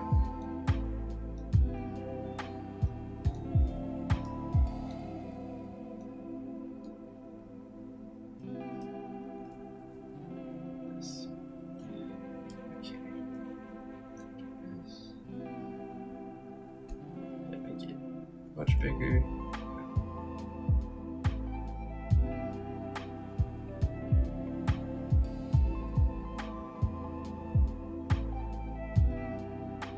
Alright, very cool. This little tool is nice because it allows you to select a small area to influence, so I don't have like a big oversplash into the other parts of the canvas I'm not trying to paint yet. Let's just start.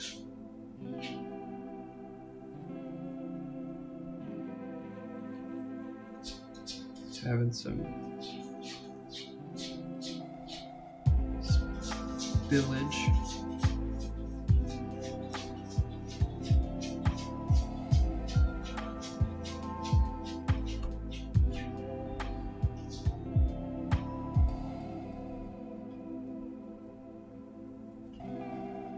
Nice twisty vines.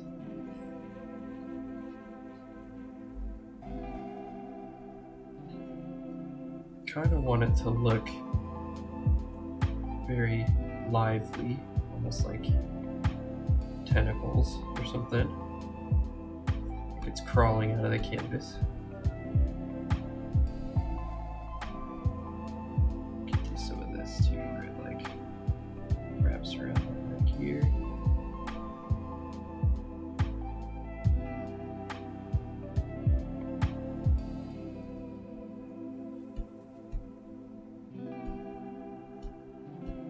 Let's do it.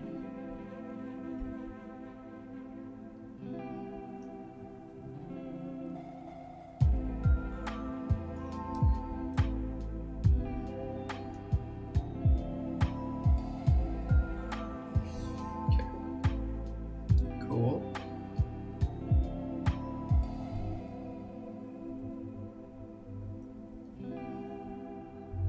Go some darker green.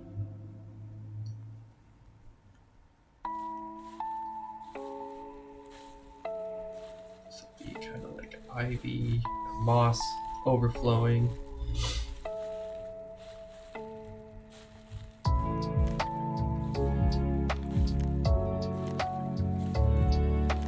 And grass. Grass would be good. Must be kind of like, yeah.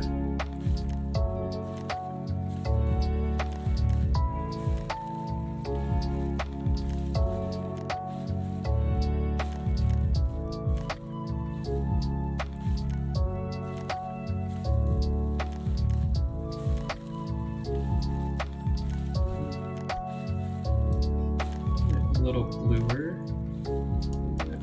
Okay.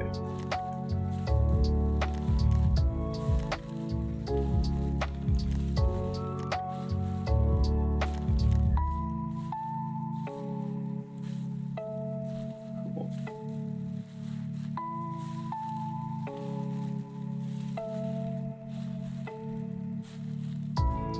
Okay.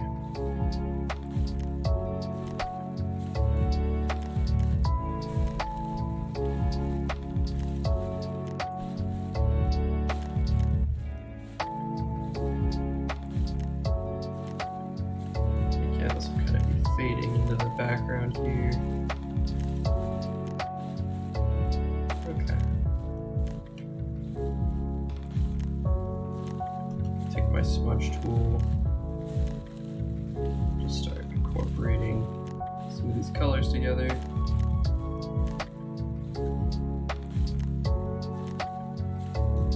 Still very much in like the rough outline phase.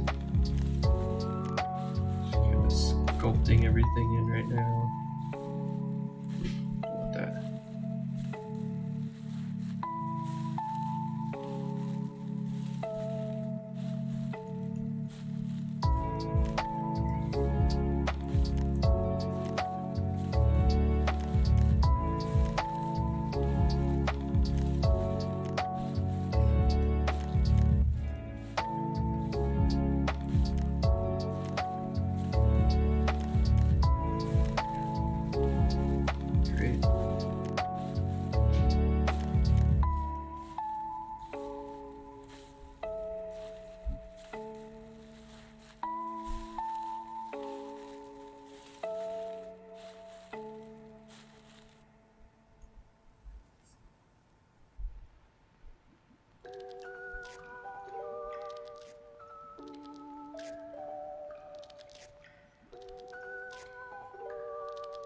Okay.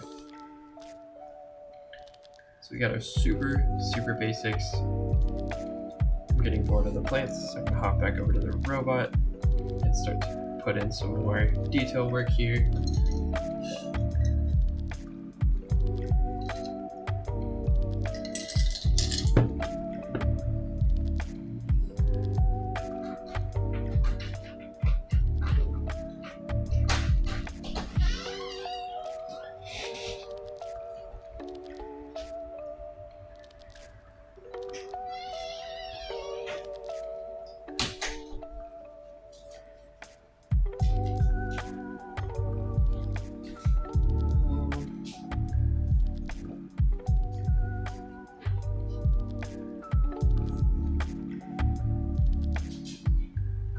Just trying to figure out where I want to go.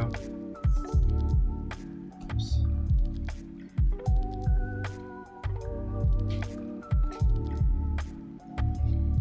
Alright, well, let's finish up his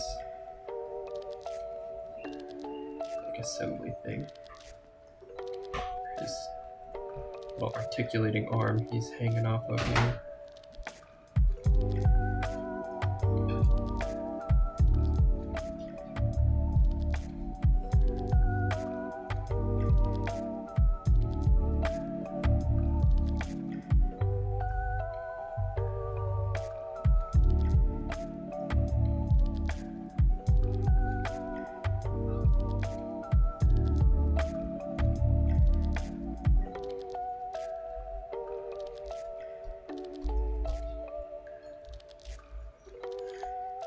We'll draw like a mechanical joint looking thing here.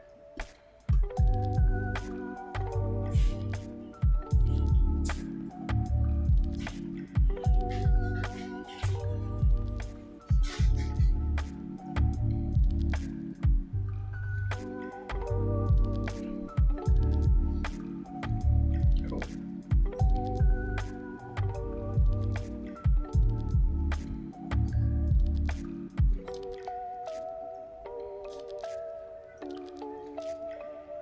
Okay, so now what I'm going to do is I'm going to take an outline color, we're going to redo our outline, and then we'll start putting in some more smaller details.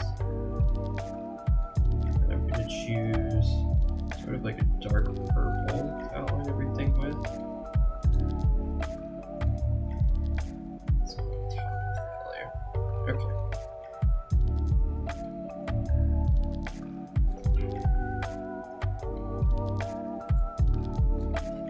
Darker and also bluer. Cool.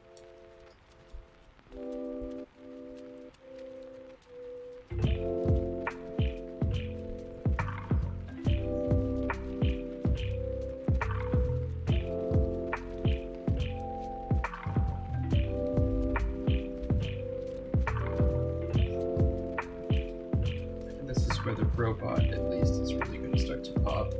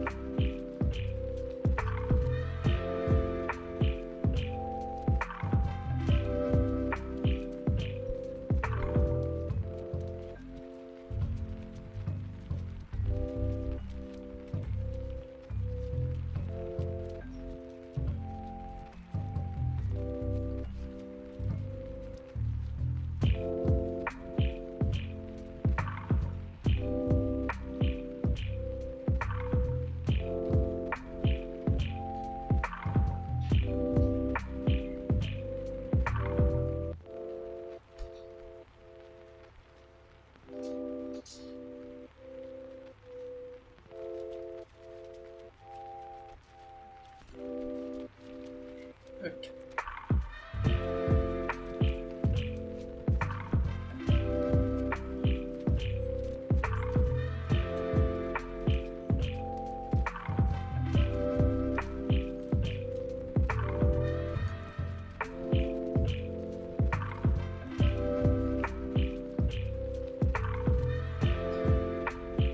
Just gonna add some extra little details in here.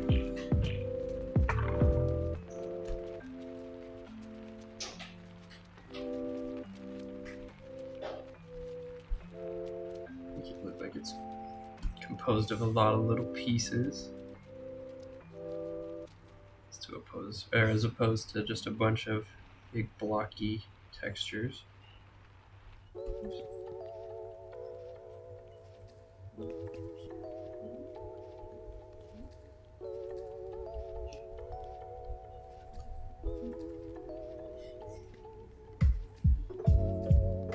Yeah, we've been in the wrong layer for forever. That's great. Love to see it. It shouldn't be a huge deal.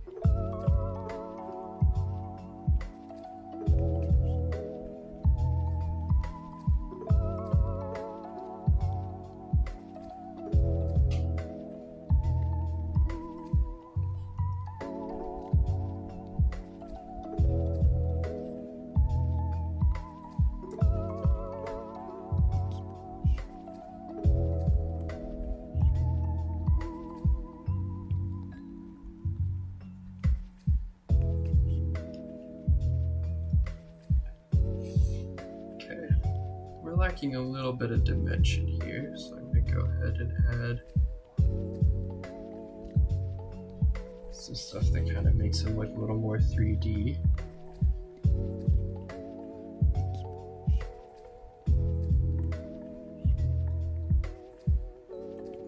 Could make this little thingy on the side of his head look almost like a vent.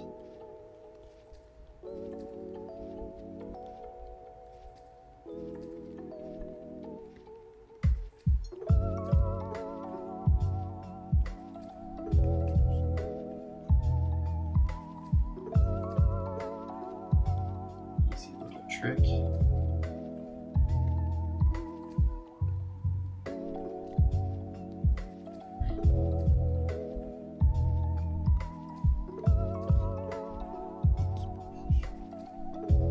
Nice.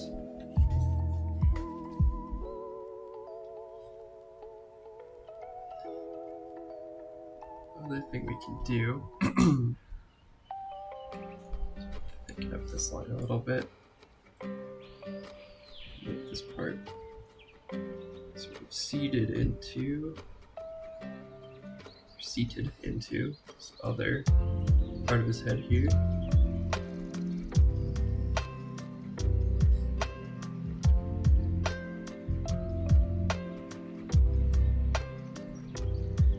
This a little bit of heat.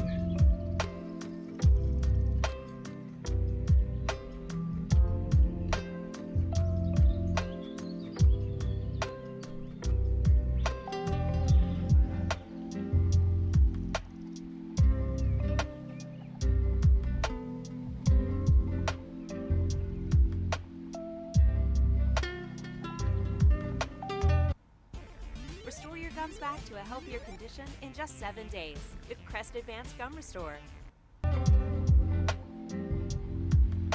Nice, we got a short one there. Alright, cool.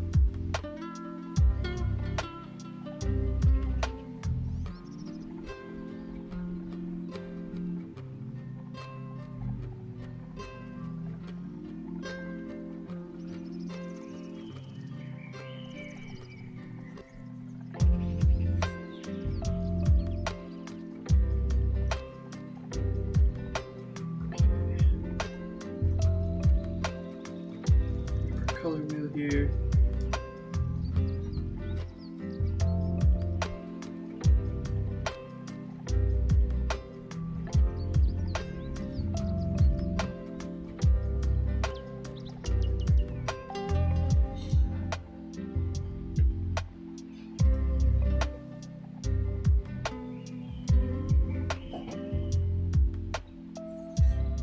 Alright.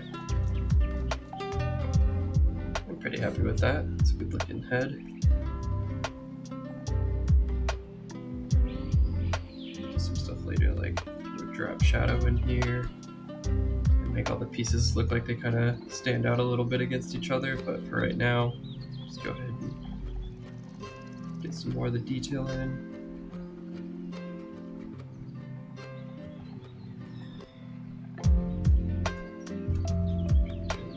Opacity back up. Might help.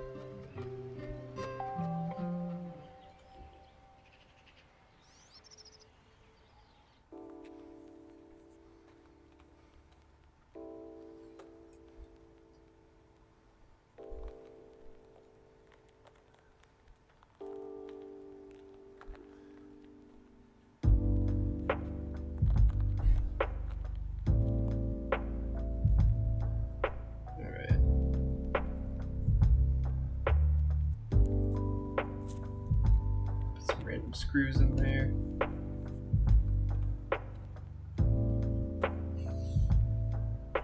Nice.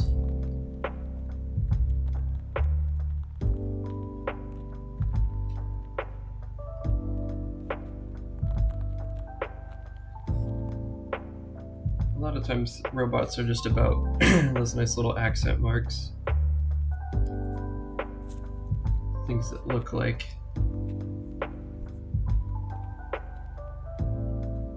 compilation of a bunch of different pieces and parts. If your robot doesn't have enough going on, it just starts to look a little cartoonish. Low resolution, not detailed enough, all that good stuff.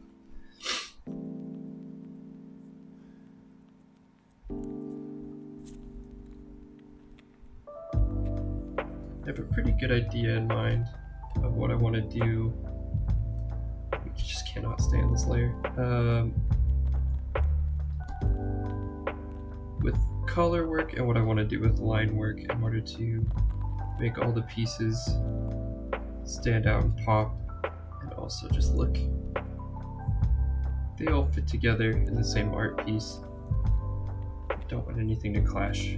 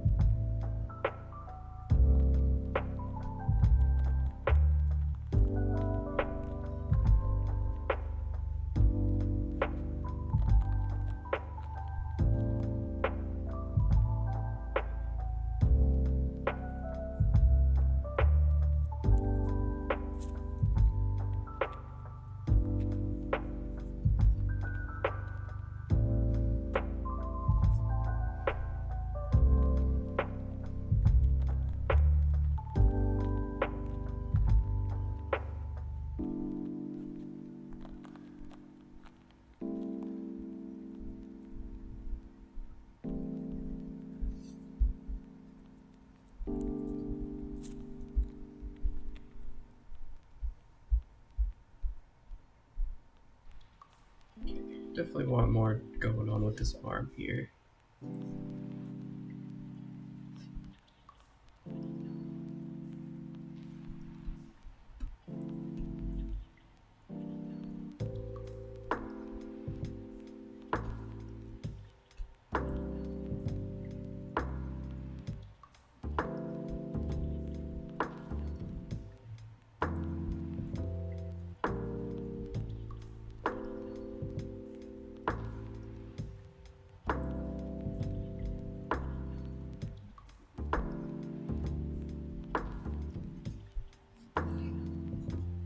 I think what I'll do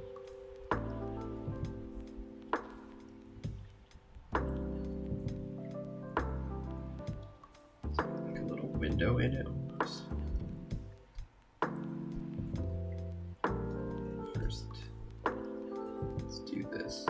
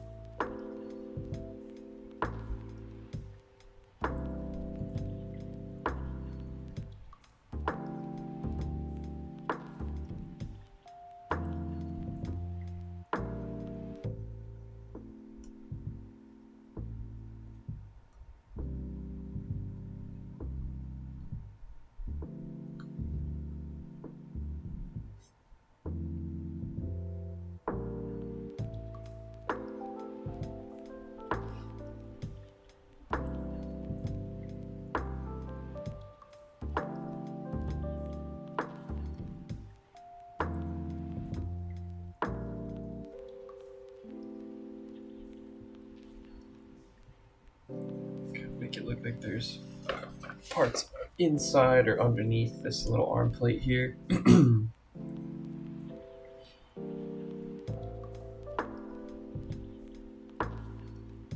We can change the color of everything in a minute when we go back in there.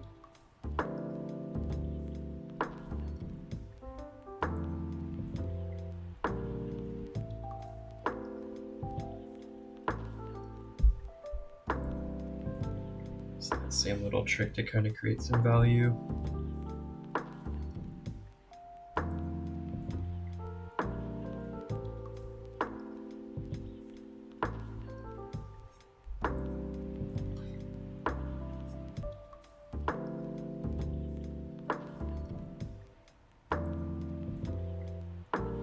Right, starting to look pretty good.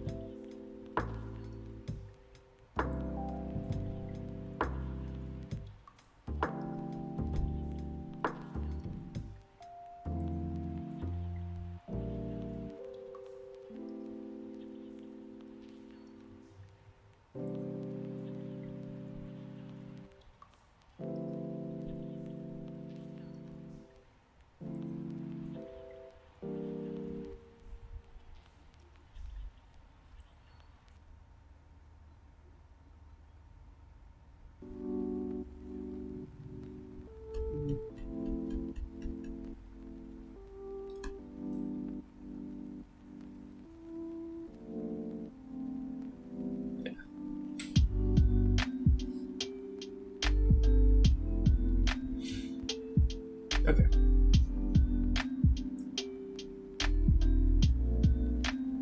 Come back in for some more detail stuff.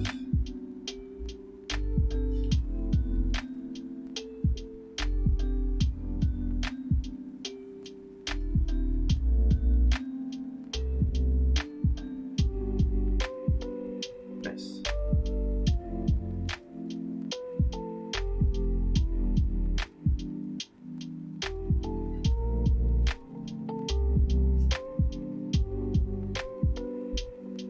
Pretty zoomed in here, but I like to get up close to start to add some of the depth and shading.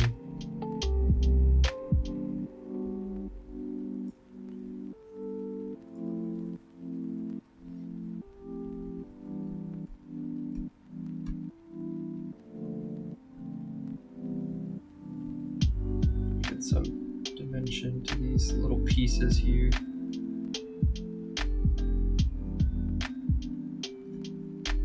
Doesn't have to be perfect. Just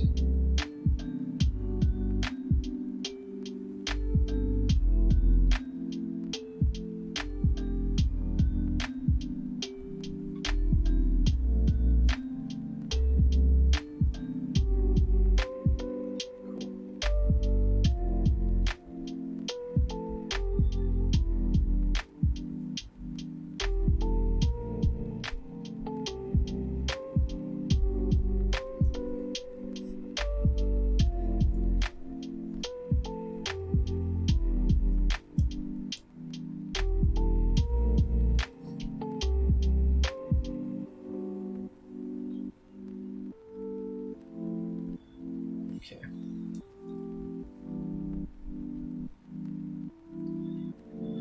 Then for these rib pieces, I drew them as straight bars, but I think I want them to be kind of like tubes connecting this like little plate thingy together. So let's change that real quick.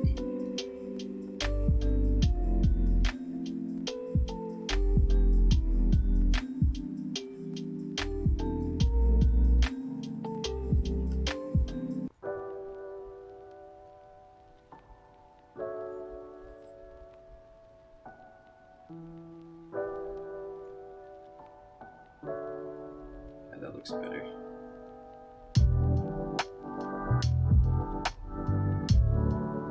While we're here, we take that dark green color, throw it in the arm here a bit. Just grab some of that red.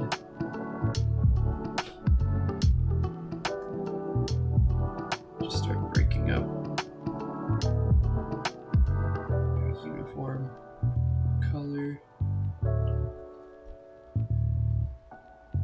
Nice, nothing crazy.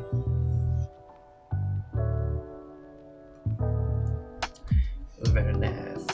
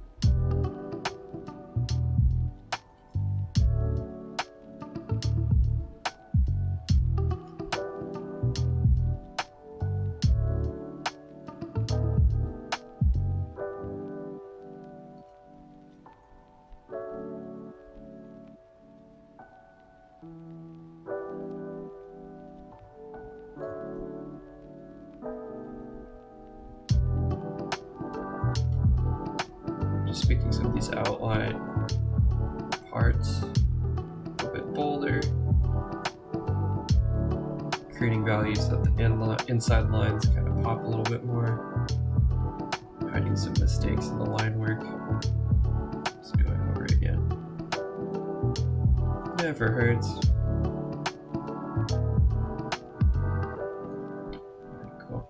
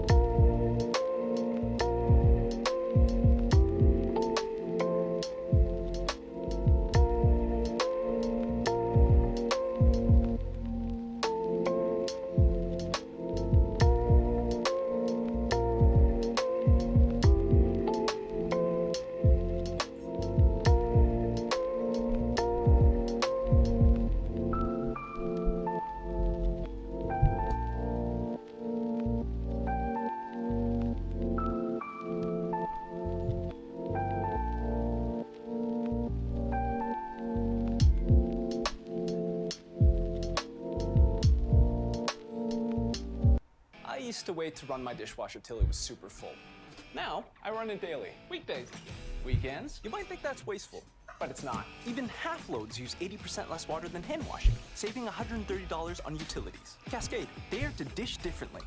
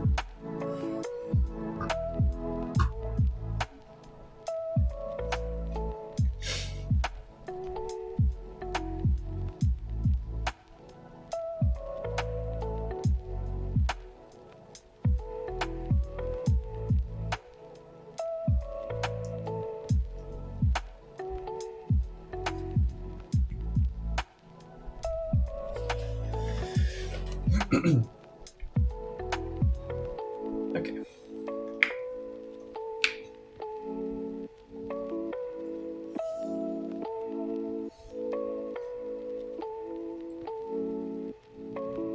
almost done. Outlining here.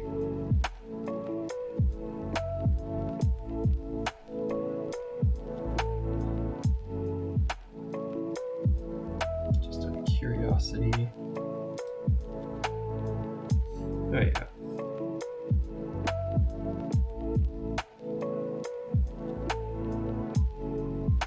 Very cool.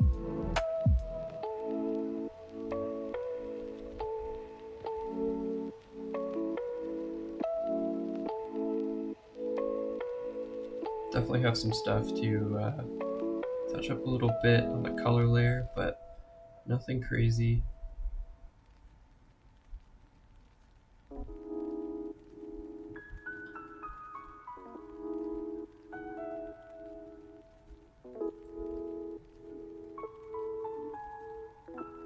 Got about an hour and a half left before I have to dip for the day. I'll be able to finish this piece. It won't be crazy detailed, but I think should still look pretty good for what we got today.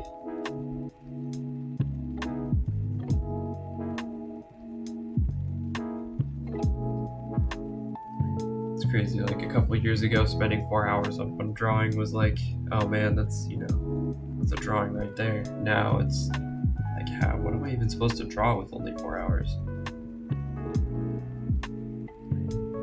I feel like I move pretty quick, but detail just takes so long, you know?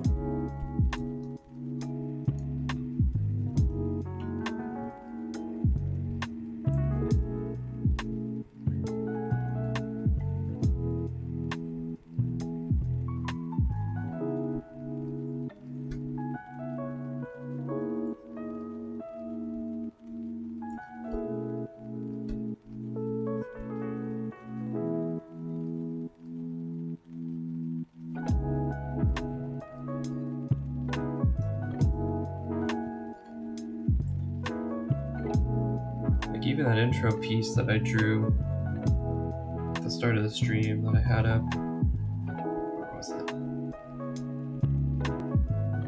This dude, the little monkey dude.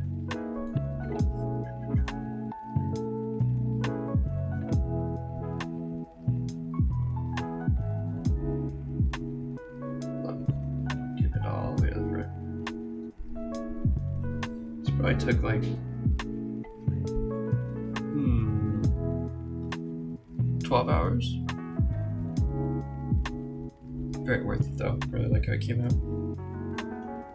But yeah, drawing quickly can be really difficult sometimes when you're used to spending lots and lots of time on a single piece.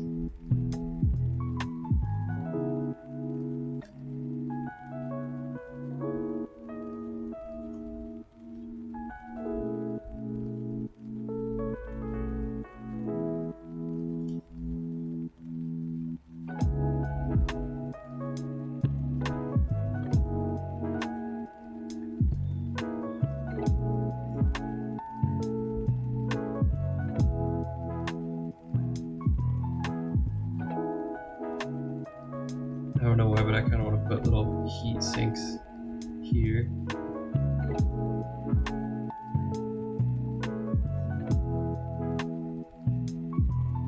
Just to add some embellishment.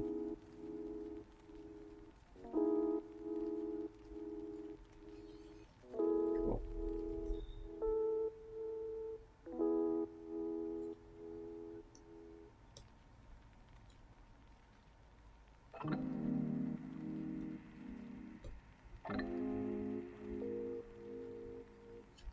Yeah, looks good.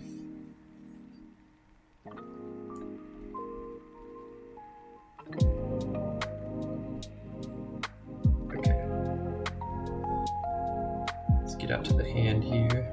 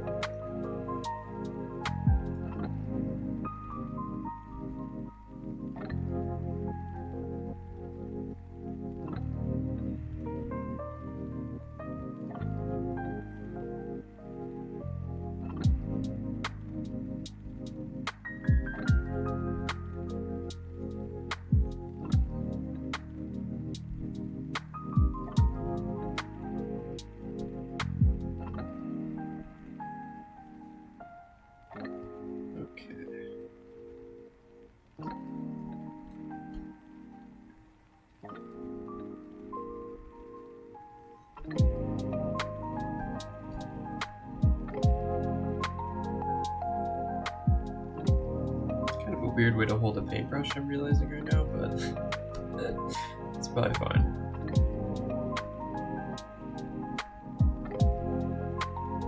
Not too untraditional, but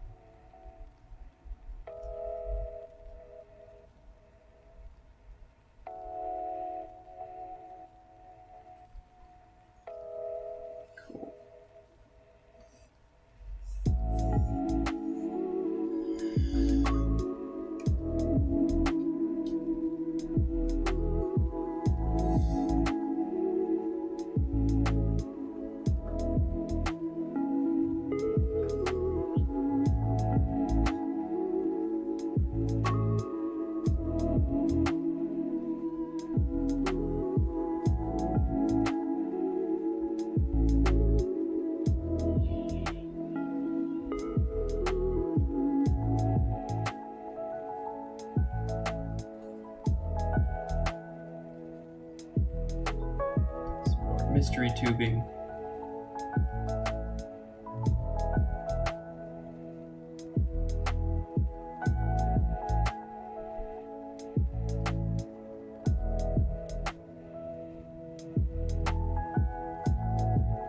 Sweet.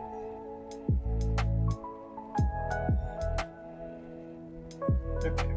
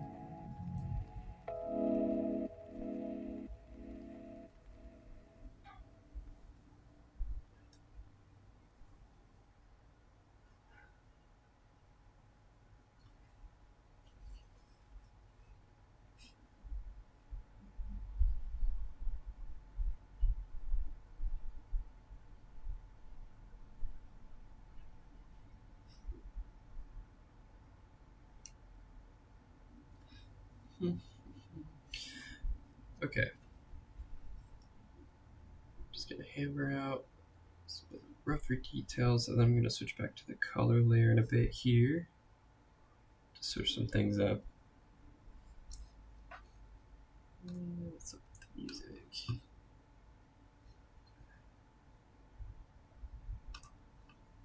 Epidemic Sound is basically a royalty-free soundtrack company. So it's where I go to when I want to.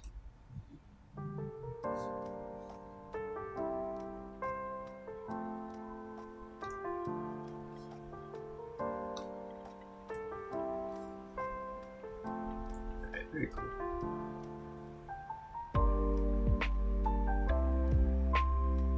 I think what I'm gonna do.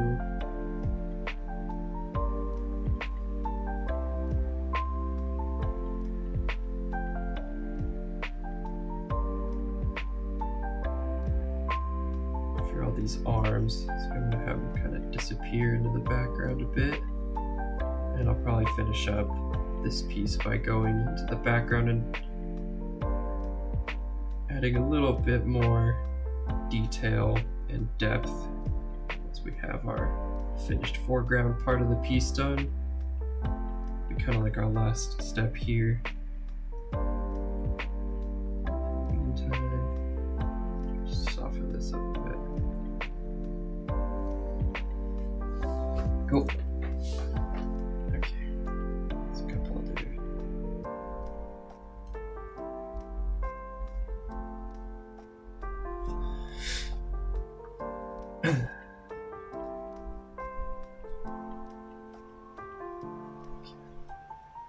So we'll redo these. A lot better.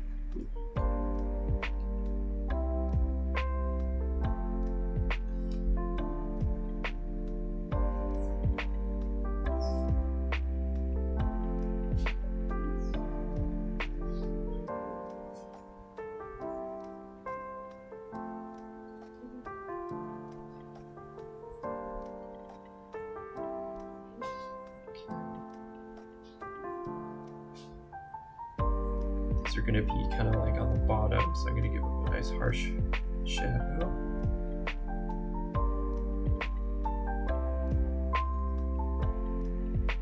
Okay. And similar to the line work I did in here, I'm going to kind of mirror that down here.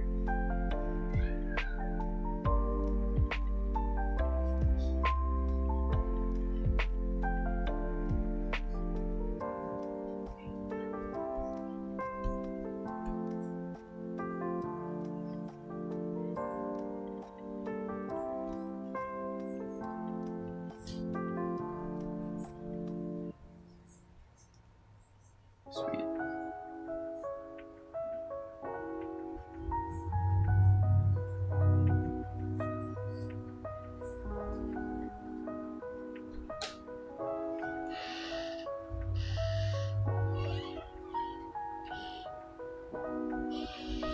Bottom part, make it look like it's made up of a bunch of different plates. Probably go in and change the colors on some stuff there.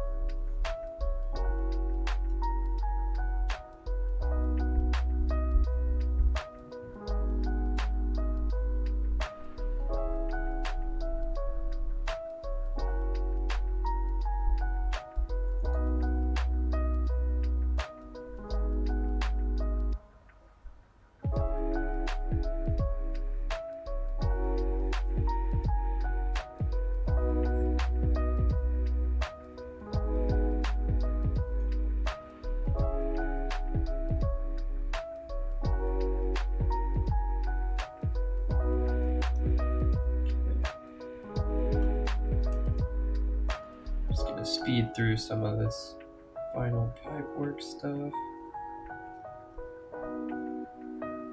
Nice.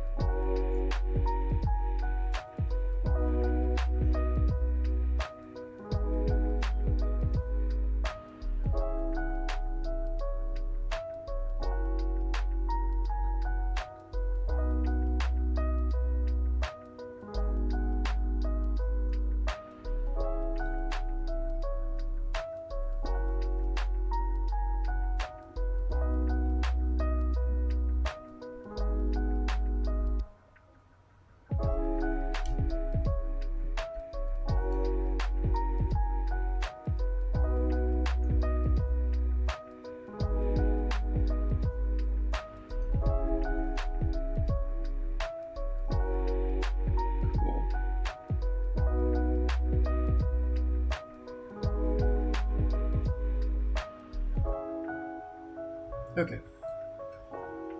Gonna head back to the color layer here.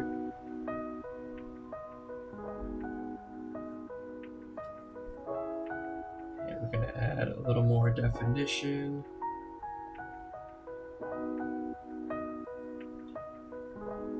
Some color.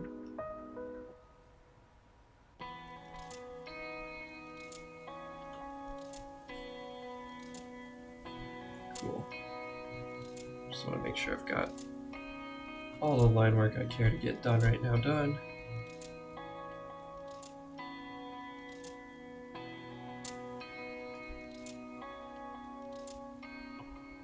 Yeah. It's looking good. Okay.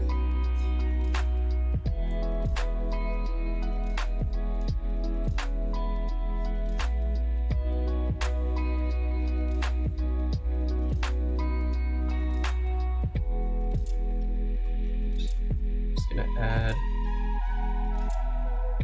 some extra color, and then we'll go around the piece with just like a simple shadow tool. I want this to be this color.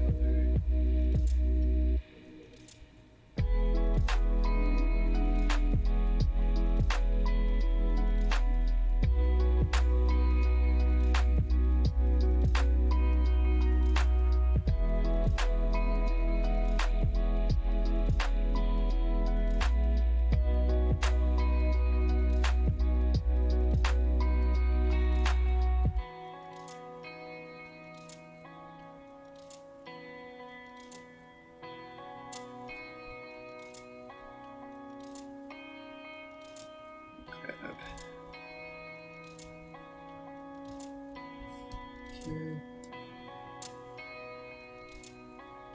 Cool. So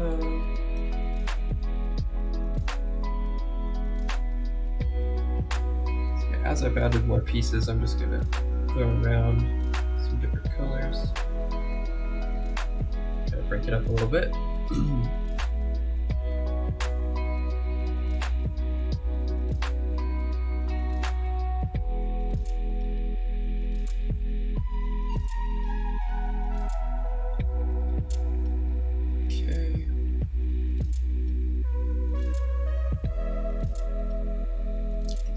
Colored in.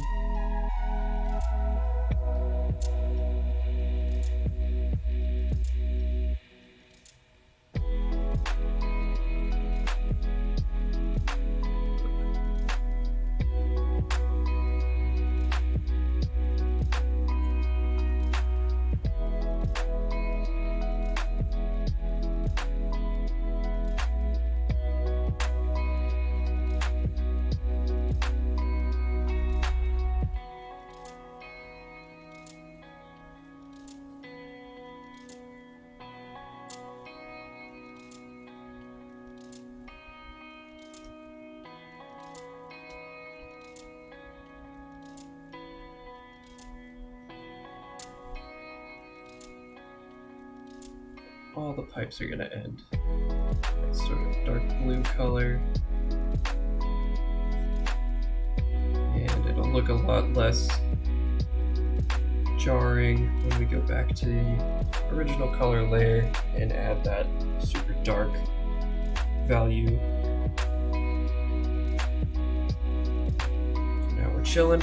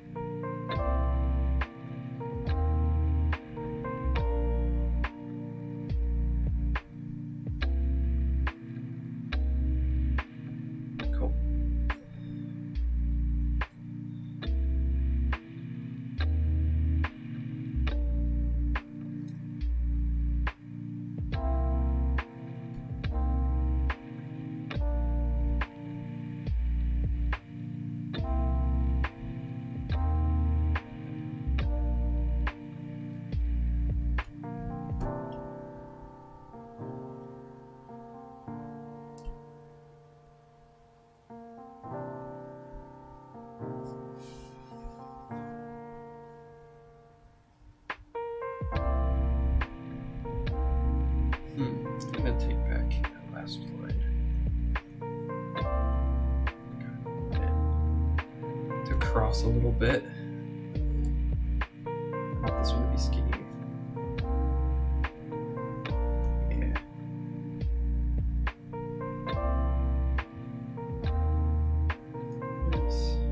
This will be chunky line.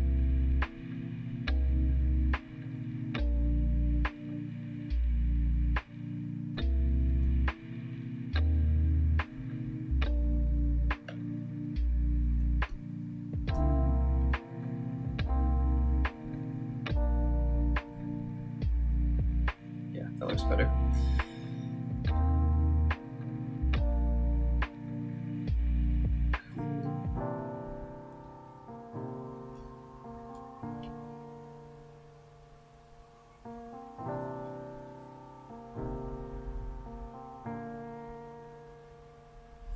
Okay, got about an hour and 10 minutes left here. I think I want to come over here to the plant just to address this before I run out of time. Check something else real quick.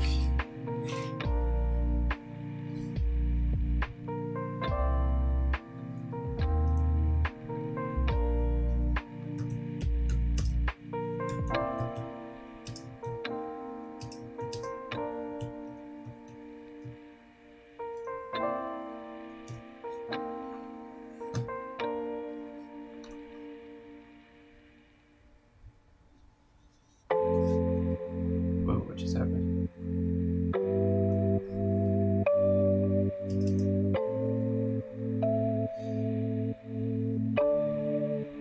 Well, I hope you guys can still see me. My screen went totally blank.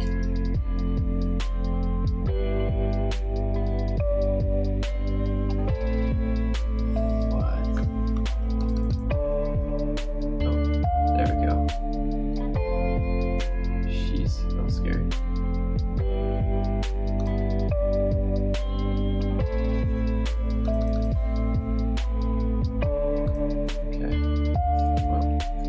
Not do that. Okay, sorry about that. I want some violet for some flowers.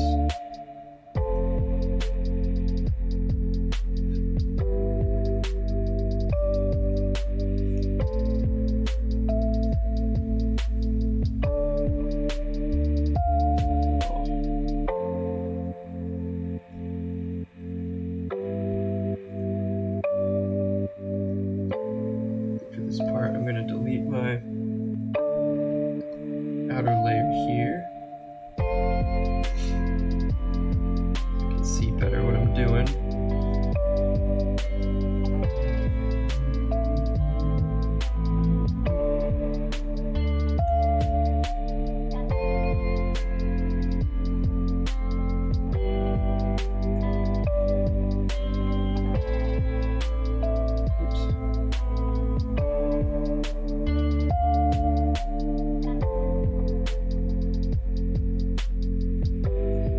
Are harder than they look. Everybody thinks they're just a bunch of circles, but to get the directionality of flower petals correct, where it actually looks like a good flower, is kind of hard. At least to do quickly.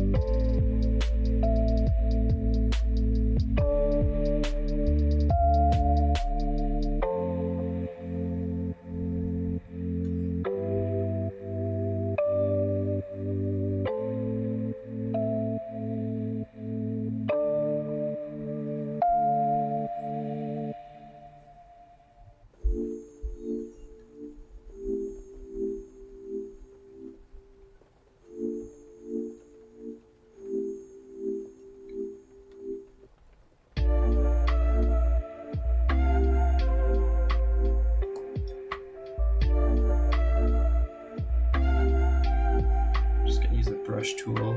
I give these flowers some really simple dimension here.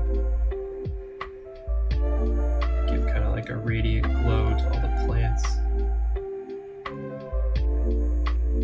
Yeah. It's pretty good.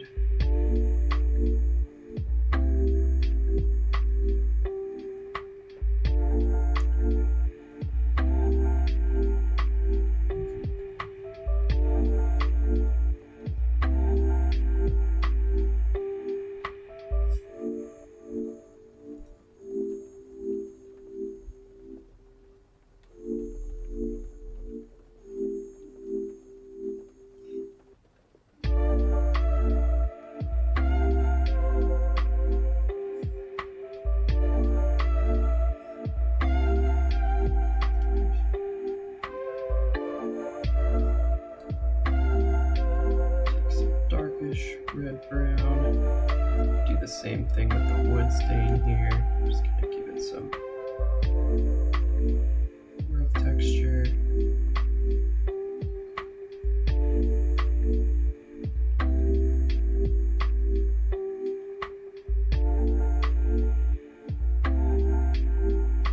Give it the sort of the start of the wood grain look.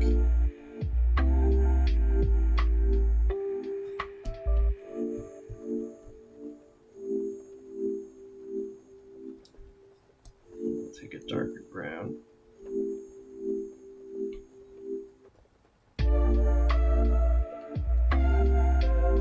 Make smaller. Go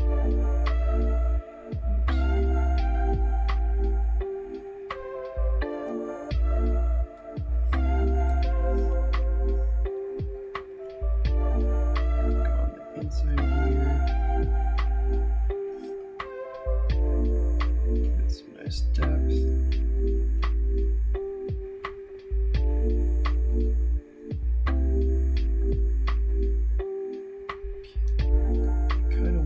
This sky color to be bleeding out of the canvas as well. Like that. Start to blur the line of the art piece and the canvas itself. Then we can do too, kind of cool, let's take that lighting, we'll throw it on the sort of glassy lens looking thing of the robot here.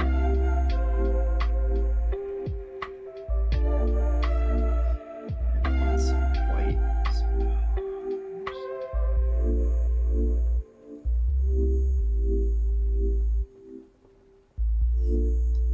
Sharpen it back up with this gray color.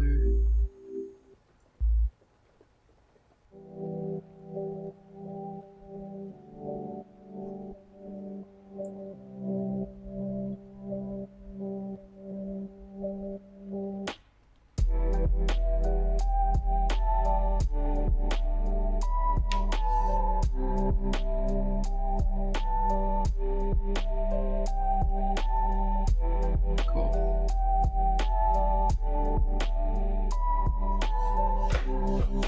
Okay.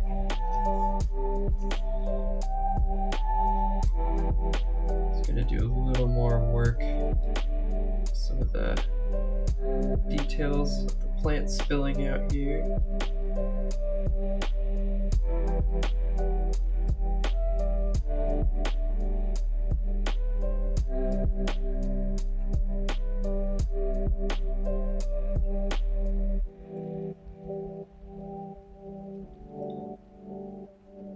I'm pretty happy with this for the most part. Definitely getting there. Doing pretty good on time too.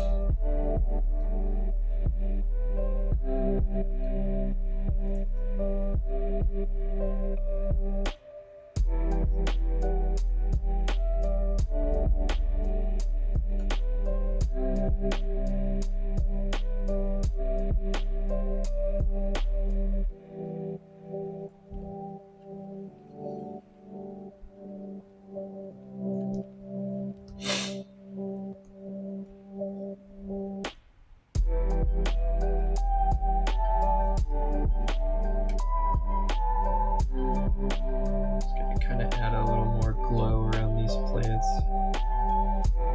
Kind of like the way that looks.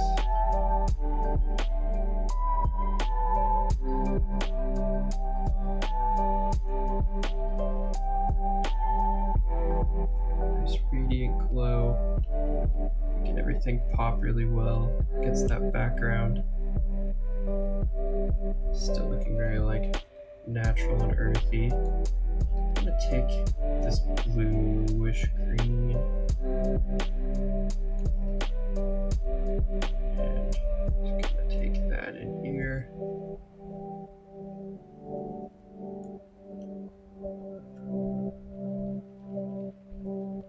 I don't want too many of these like harsh lines.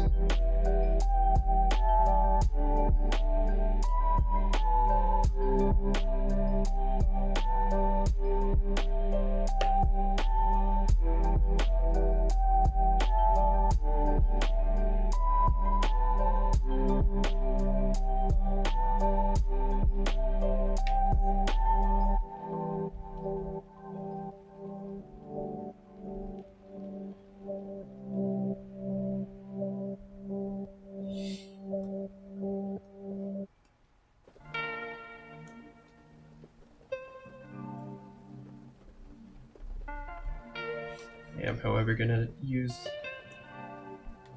some harsher lines. The border of this canvas here.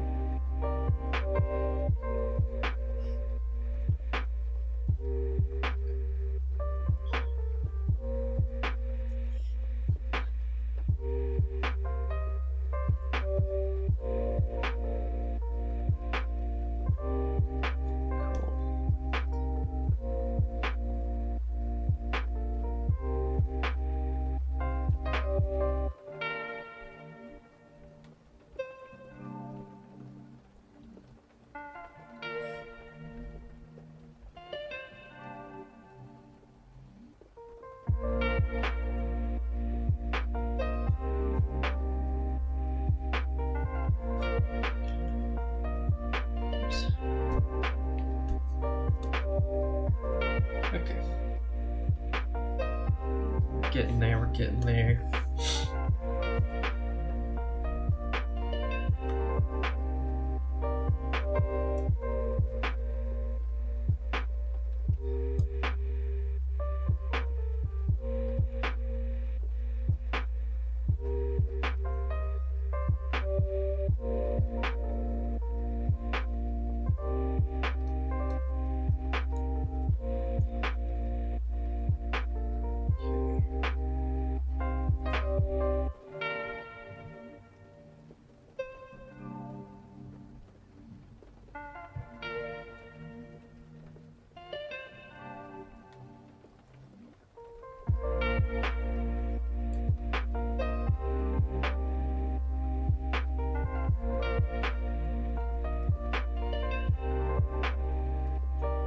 This is going to be the part where the paintbrush touches the canvas.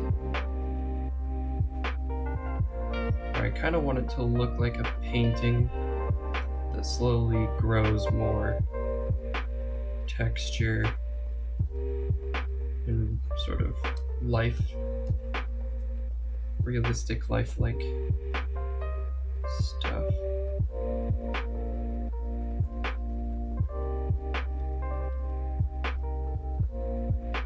Wrap this into here.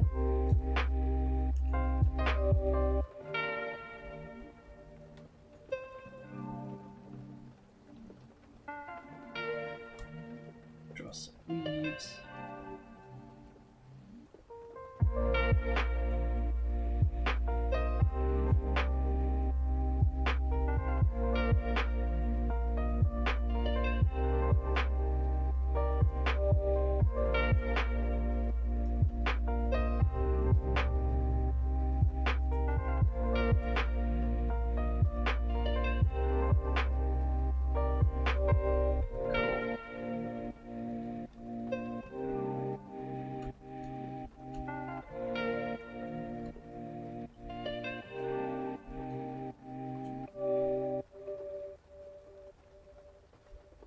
Okay.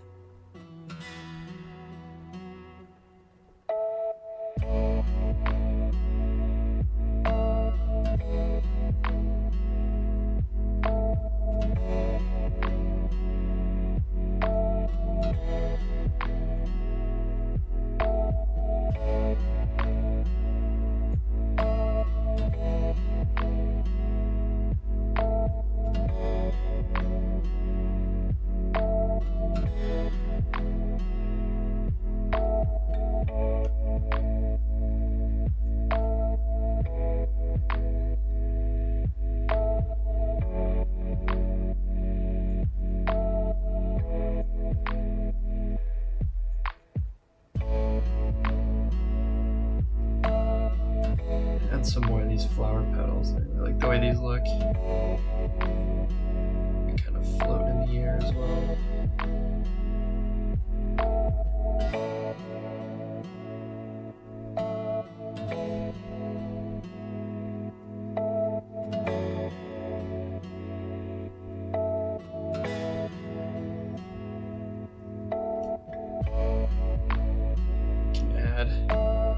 Brush tool, same kind of color in the background. Look slightly more constant.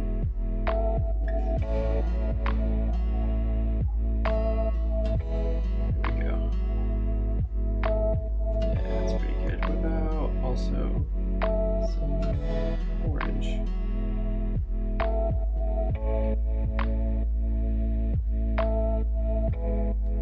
Again, orange and green, keeping everything nice and bright. And then blue and green. And you want to start to add some depth and value. Speaking of which, let's grab some bluish green. Maybe the darker. Even bluer. Okay.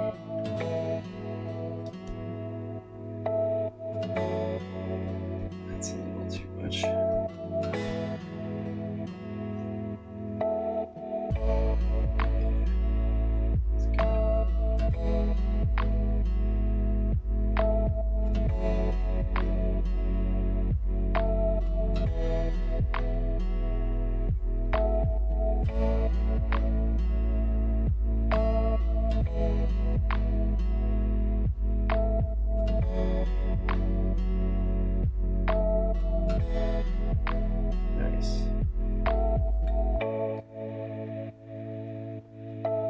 go in with this,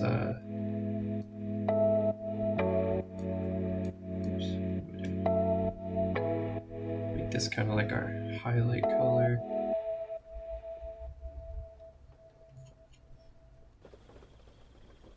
Yeah.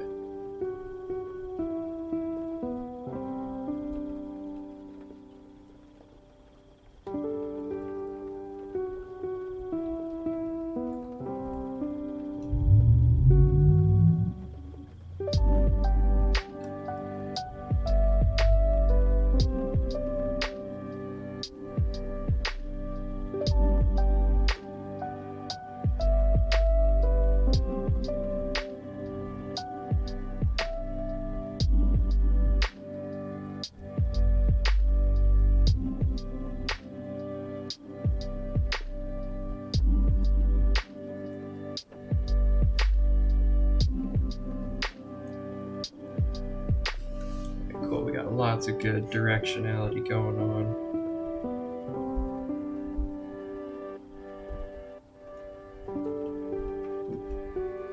Don't need it that small. So I'm going to add some more.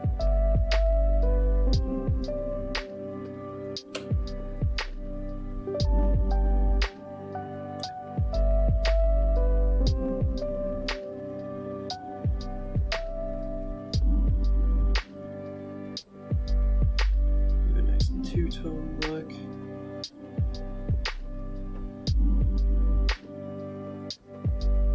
There's all these little lines here. Alright, rad. It's definitely a little splotchy still.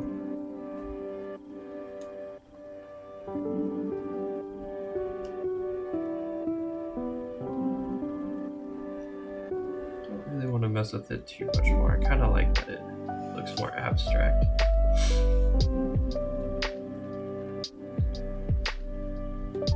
Definitely, though, sharpen some of this stuff.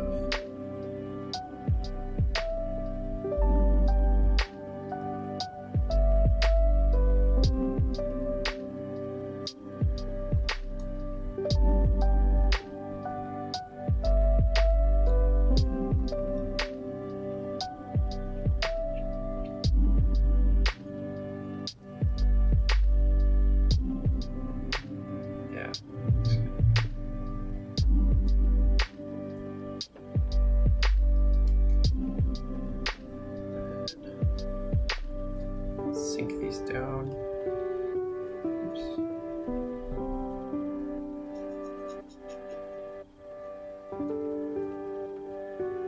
Just kind of vanish into the background.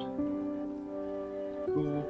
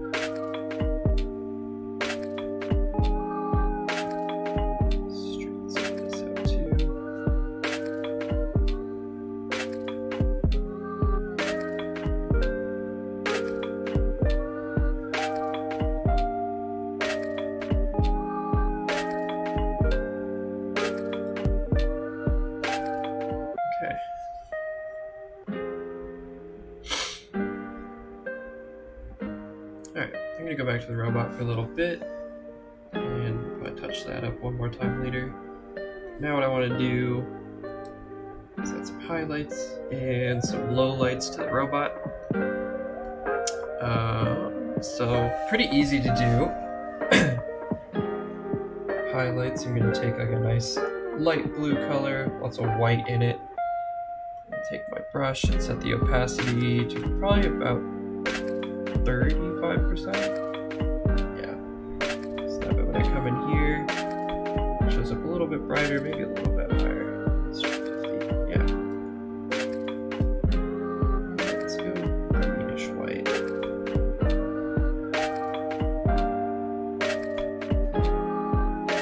Yeah, yellowish white too. That works. Alright, so now our light source is coming from this direction and also kind of like here. So that means this front face of the robot's going to be light and then this front back face is going to be dark. So pretty easy. Take our line tool.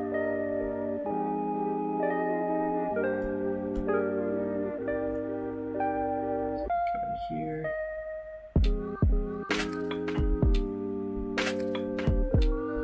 Brighten up some of these. And then in a place where there'd be a shadow, make that little thing.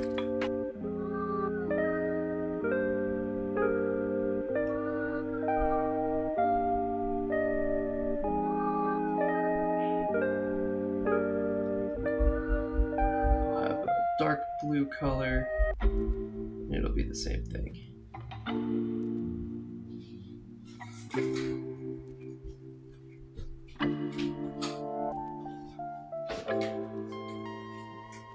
Just start adding shadows, the stuff that has shadows. I'm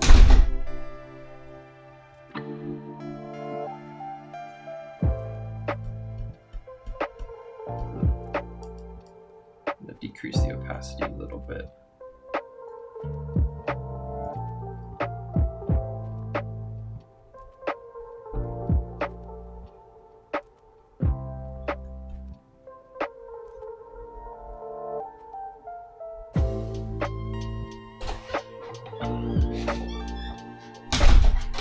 This will just give everything a bit more toned look.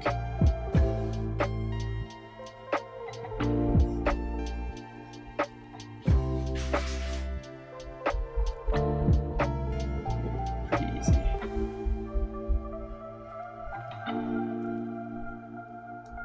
Okay, swap back to this. Just get a little bit of a light gleam to that front side. Sweet.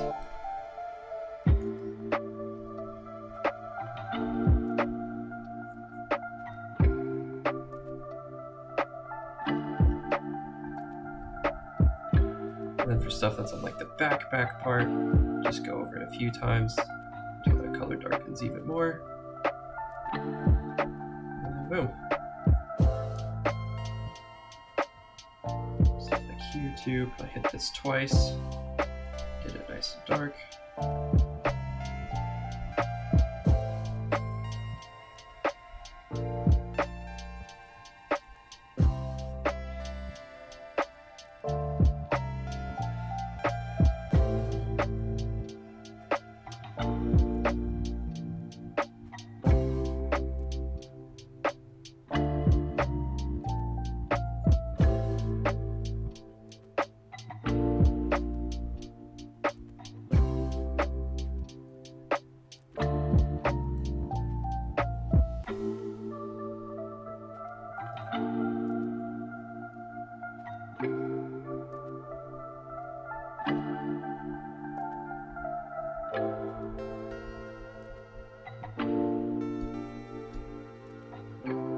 Just hit this whole thing.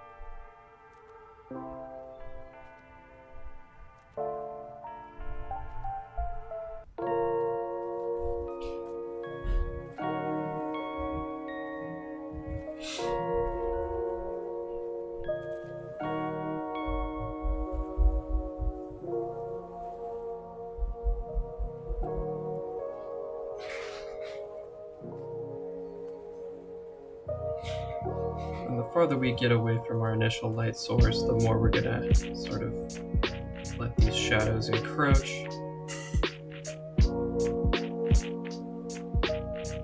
Leaving just a sliver of the lighter color underneath in some places.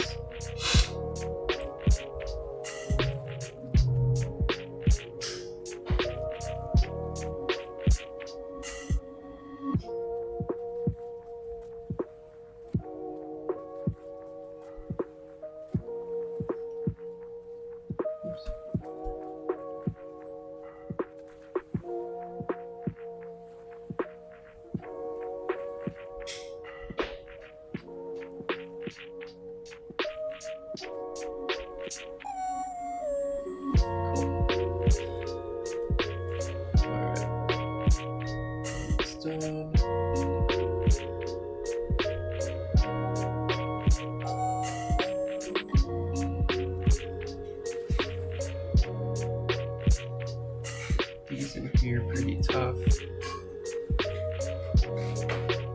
So this circle disc joint thing. Go over this a few times. It's nice and dark in that little recess. Yep.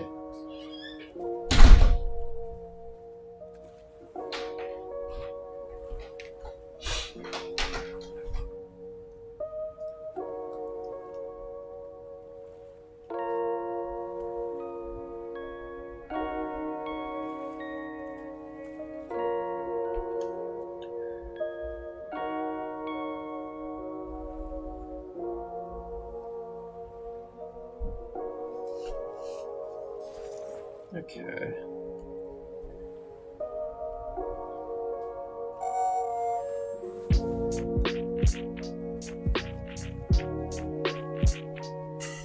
Cool. Alright, switch back to our highlight color. And just touch up a few little spots. I find that with the highlight color, you don't want to hit as much as you do with the low light, just because start to create kind of a weird look. Hard to describe.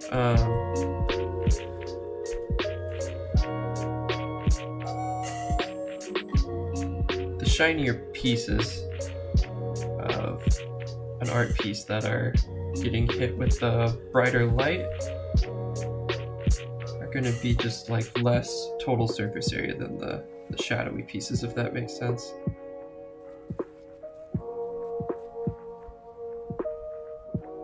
In my opinion.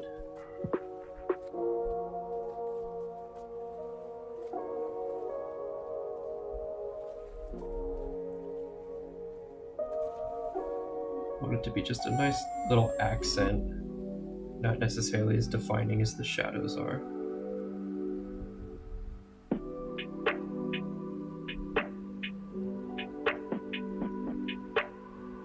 A little something on each of the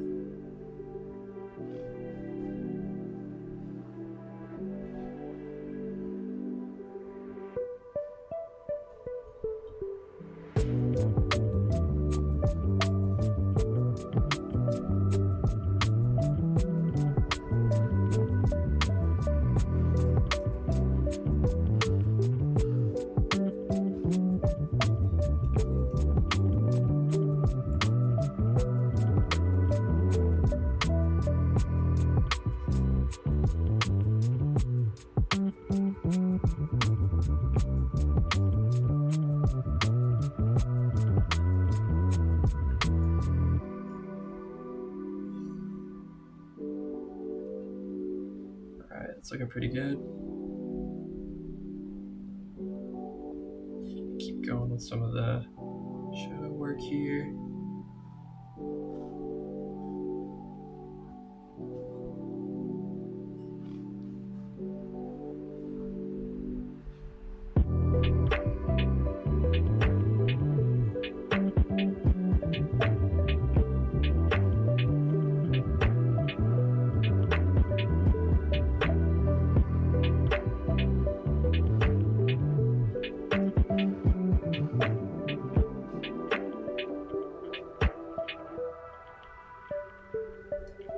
Cool. Alright. Coming to an end here.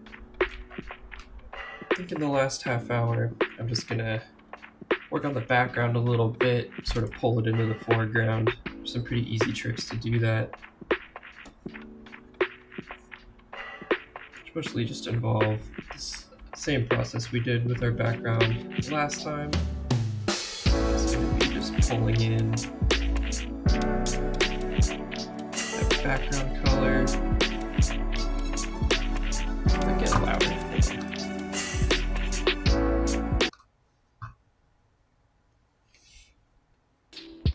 Clear Blue tracks your 2 key fertility hormones to typically identify 4 or more fertile days each cycle. Oh, perfect. I'd love to know when I'm fertile. Okay. So we're gonna take this dark blue color, sort of chase it around the edge of our drawing here.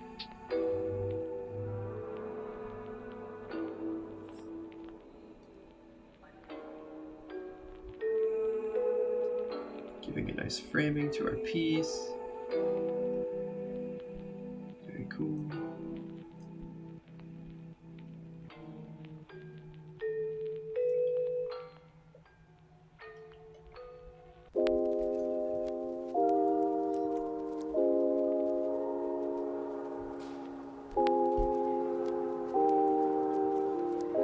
You can kind of chase the tubes as well. So it almost looks like it's coming out of the shadows. Taking a little bit of inspiration from the AI stuff we looked at earlier, actually. Blending that background with the foreground really well.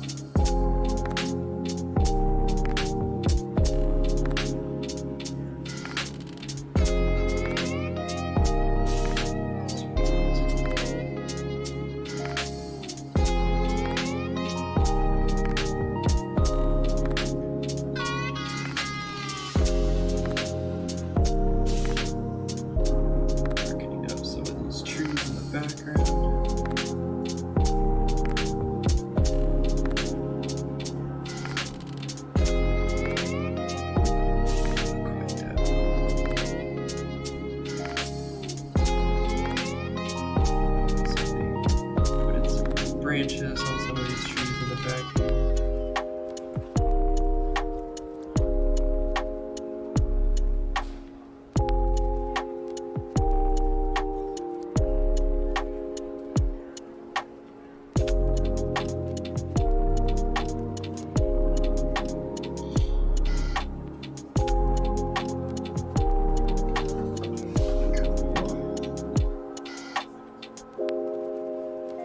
Also gonna take some of this green,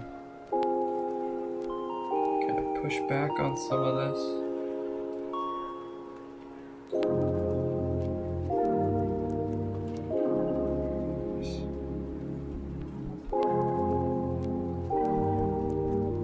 Be careful here.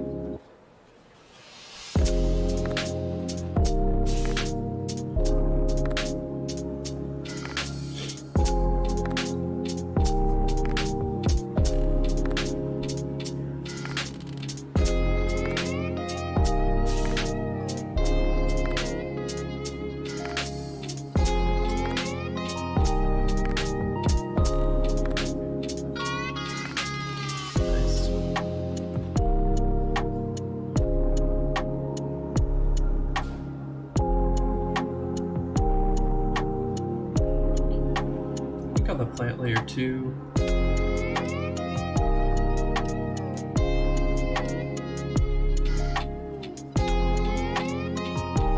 I'm gonna throw some more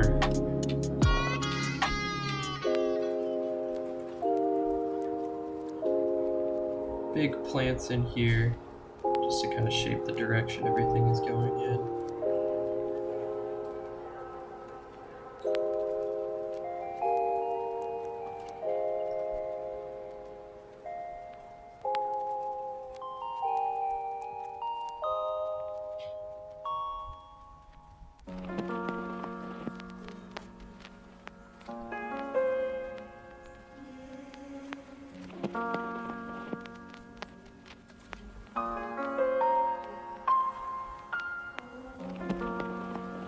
More of this dark green to help it blend into the background as well. Probably be good.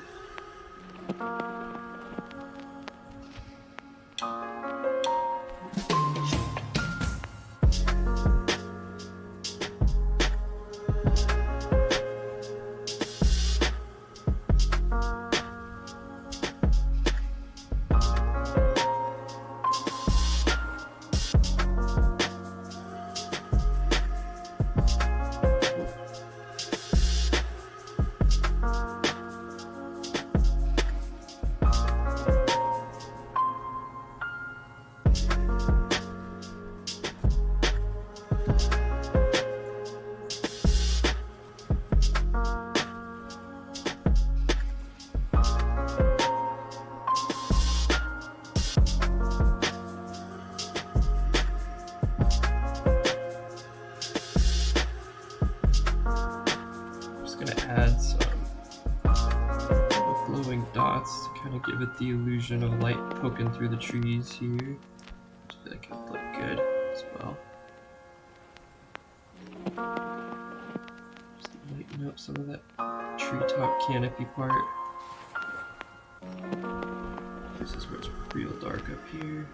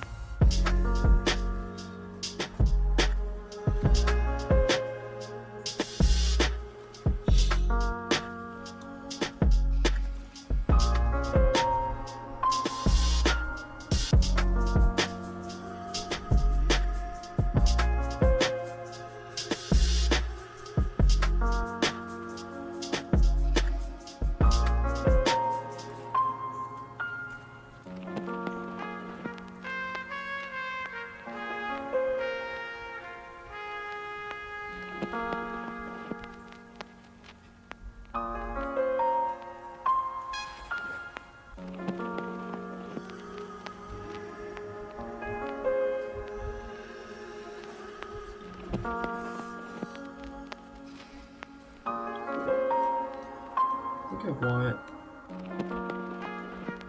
one more super radiant source of very bright light coming from the corner here. Yeah. Oh, that's good.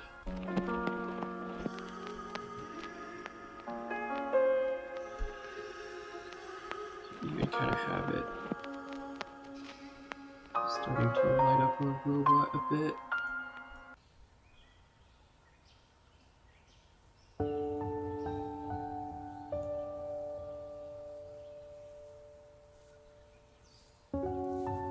Just sort of taking the brush tool, sculpting in just little amounts of value here and there.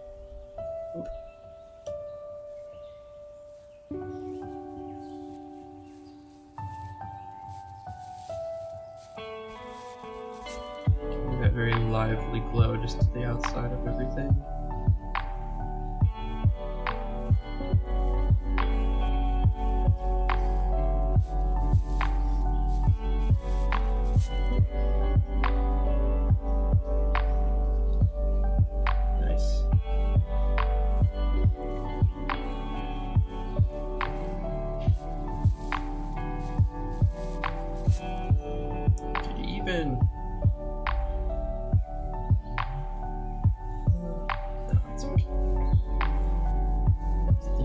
make it look like the painting was really like radiating light outward. And I kind of like the soft light that's coming from the background as well.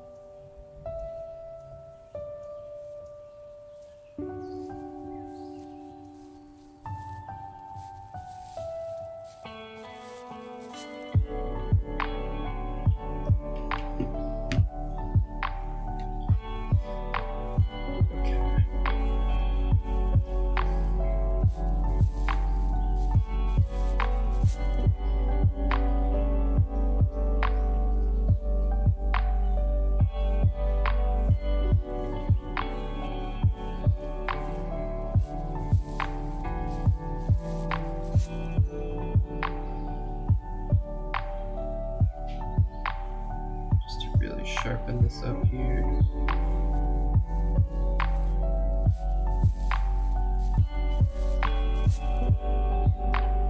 And create that contrast like it's coming from behind the painting.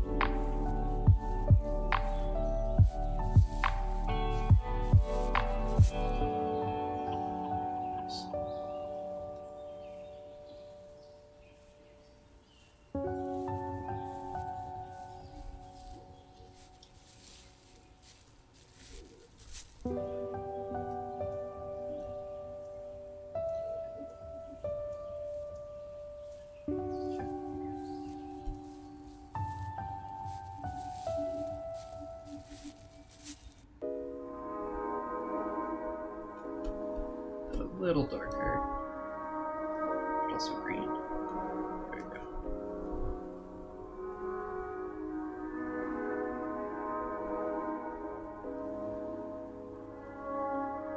Add some rough details in here. I don't really have time to go in and make all of the plant life look as detailed as I want it to.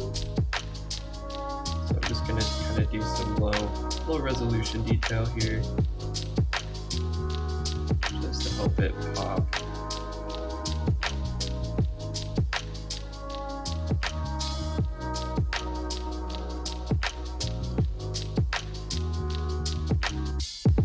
And I think we'll call this one a wrap.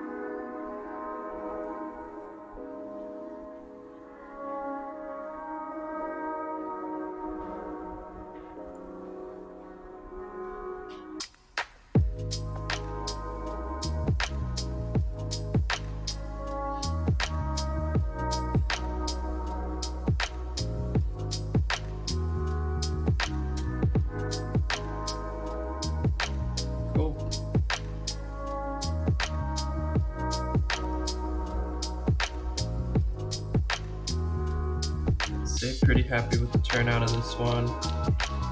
Definitely something I would consider redrawing or even painting in a more detailed piece later.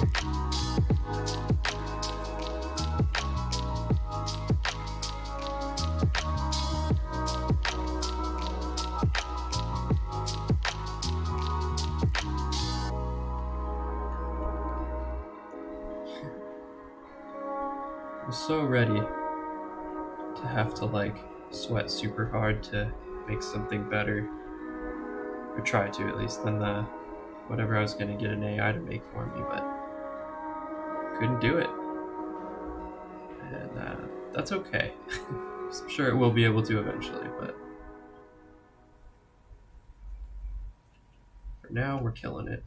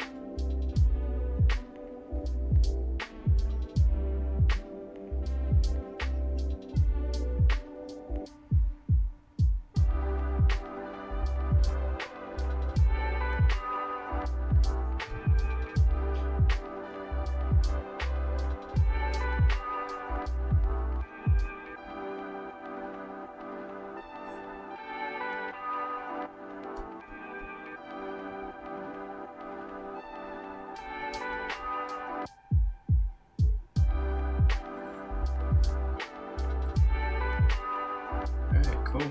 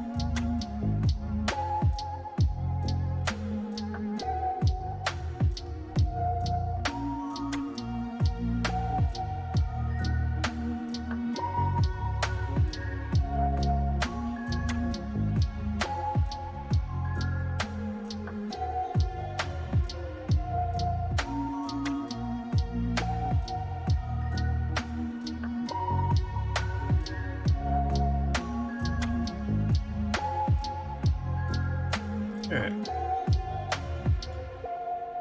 So as we near the end here, you're just filling in these last little details.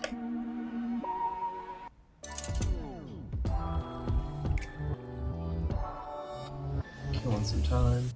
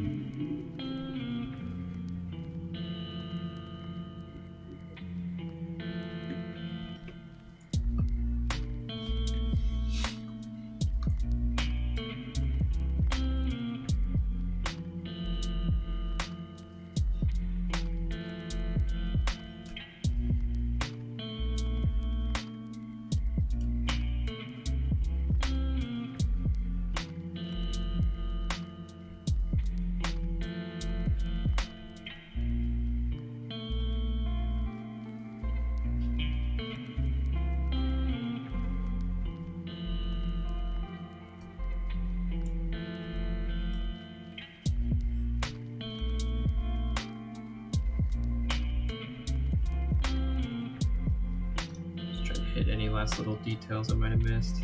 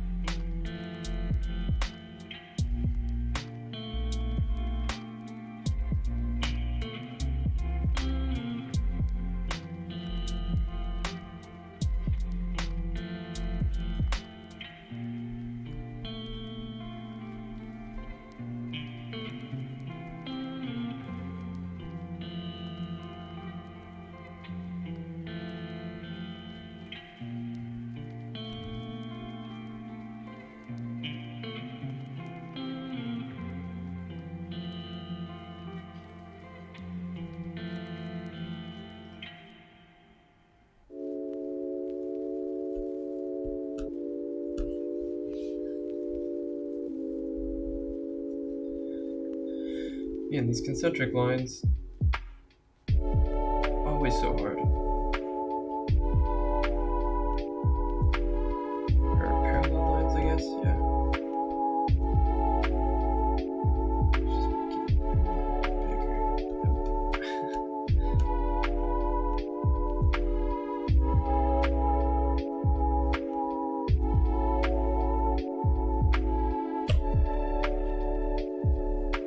Nice.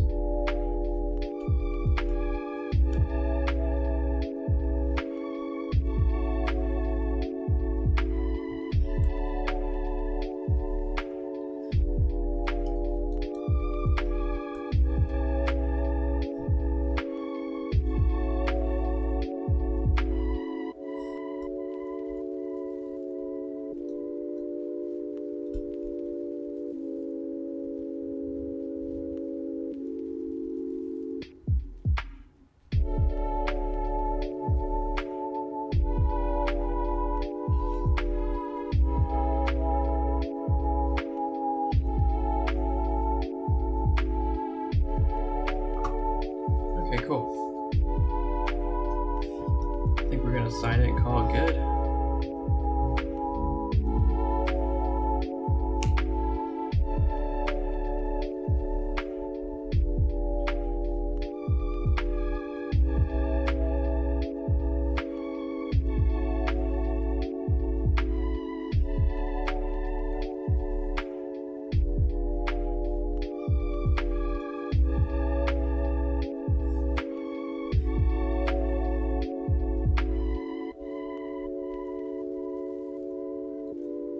Nice.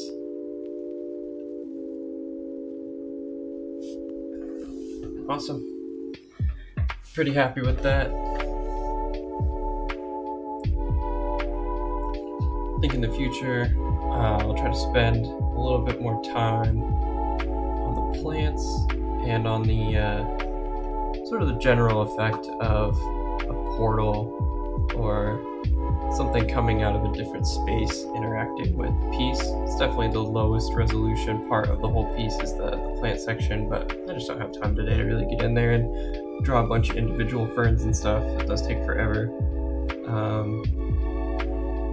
Yeah, I do, however, I think I can show you guys a sketch I made where I would probably do something similar. Let me just save this piece real quick.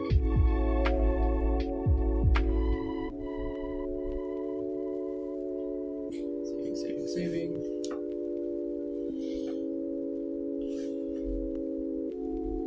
Cool. Way back in the past. No, not that far back. Ooh, I might have deleted it actually. Yeah, looks like I did.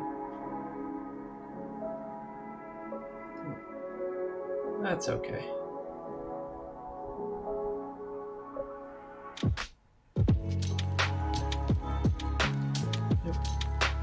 Sometimes what happens with my art boards is that I delete the source material and then the original goes away. But yeah. Cool. Very stoked with this one. I'll be posting it later today on Instagram, and then also keep an eye out on the channel. I'm going to be doing a more in-depth video on AI art and some opinions on it.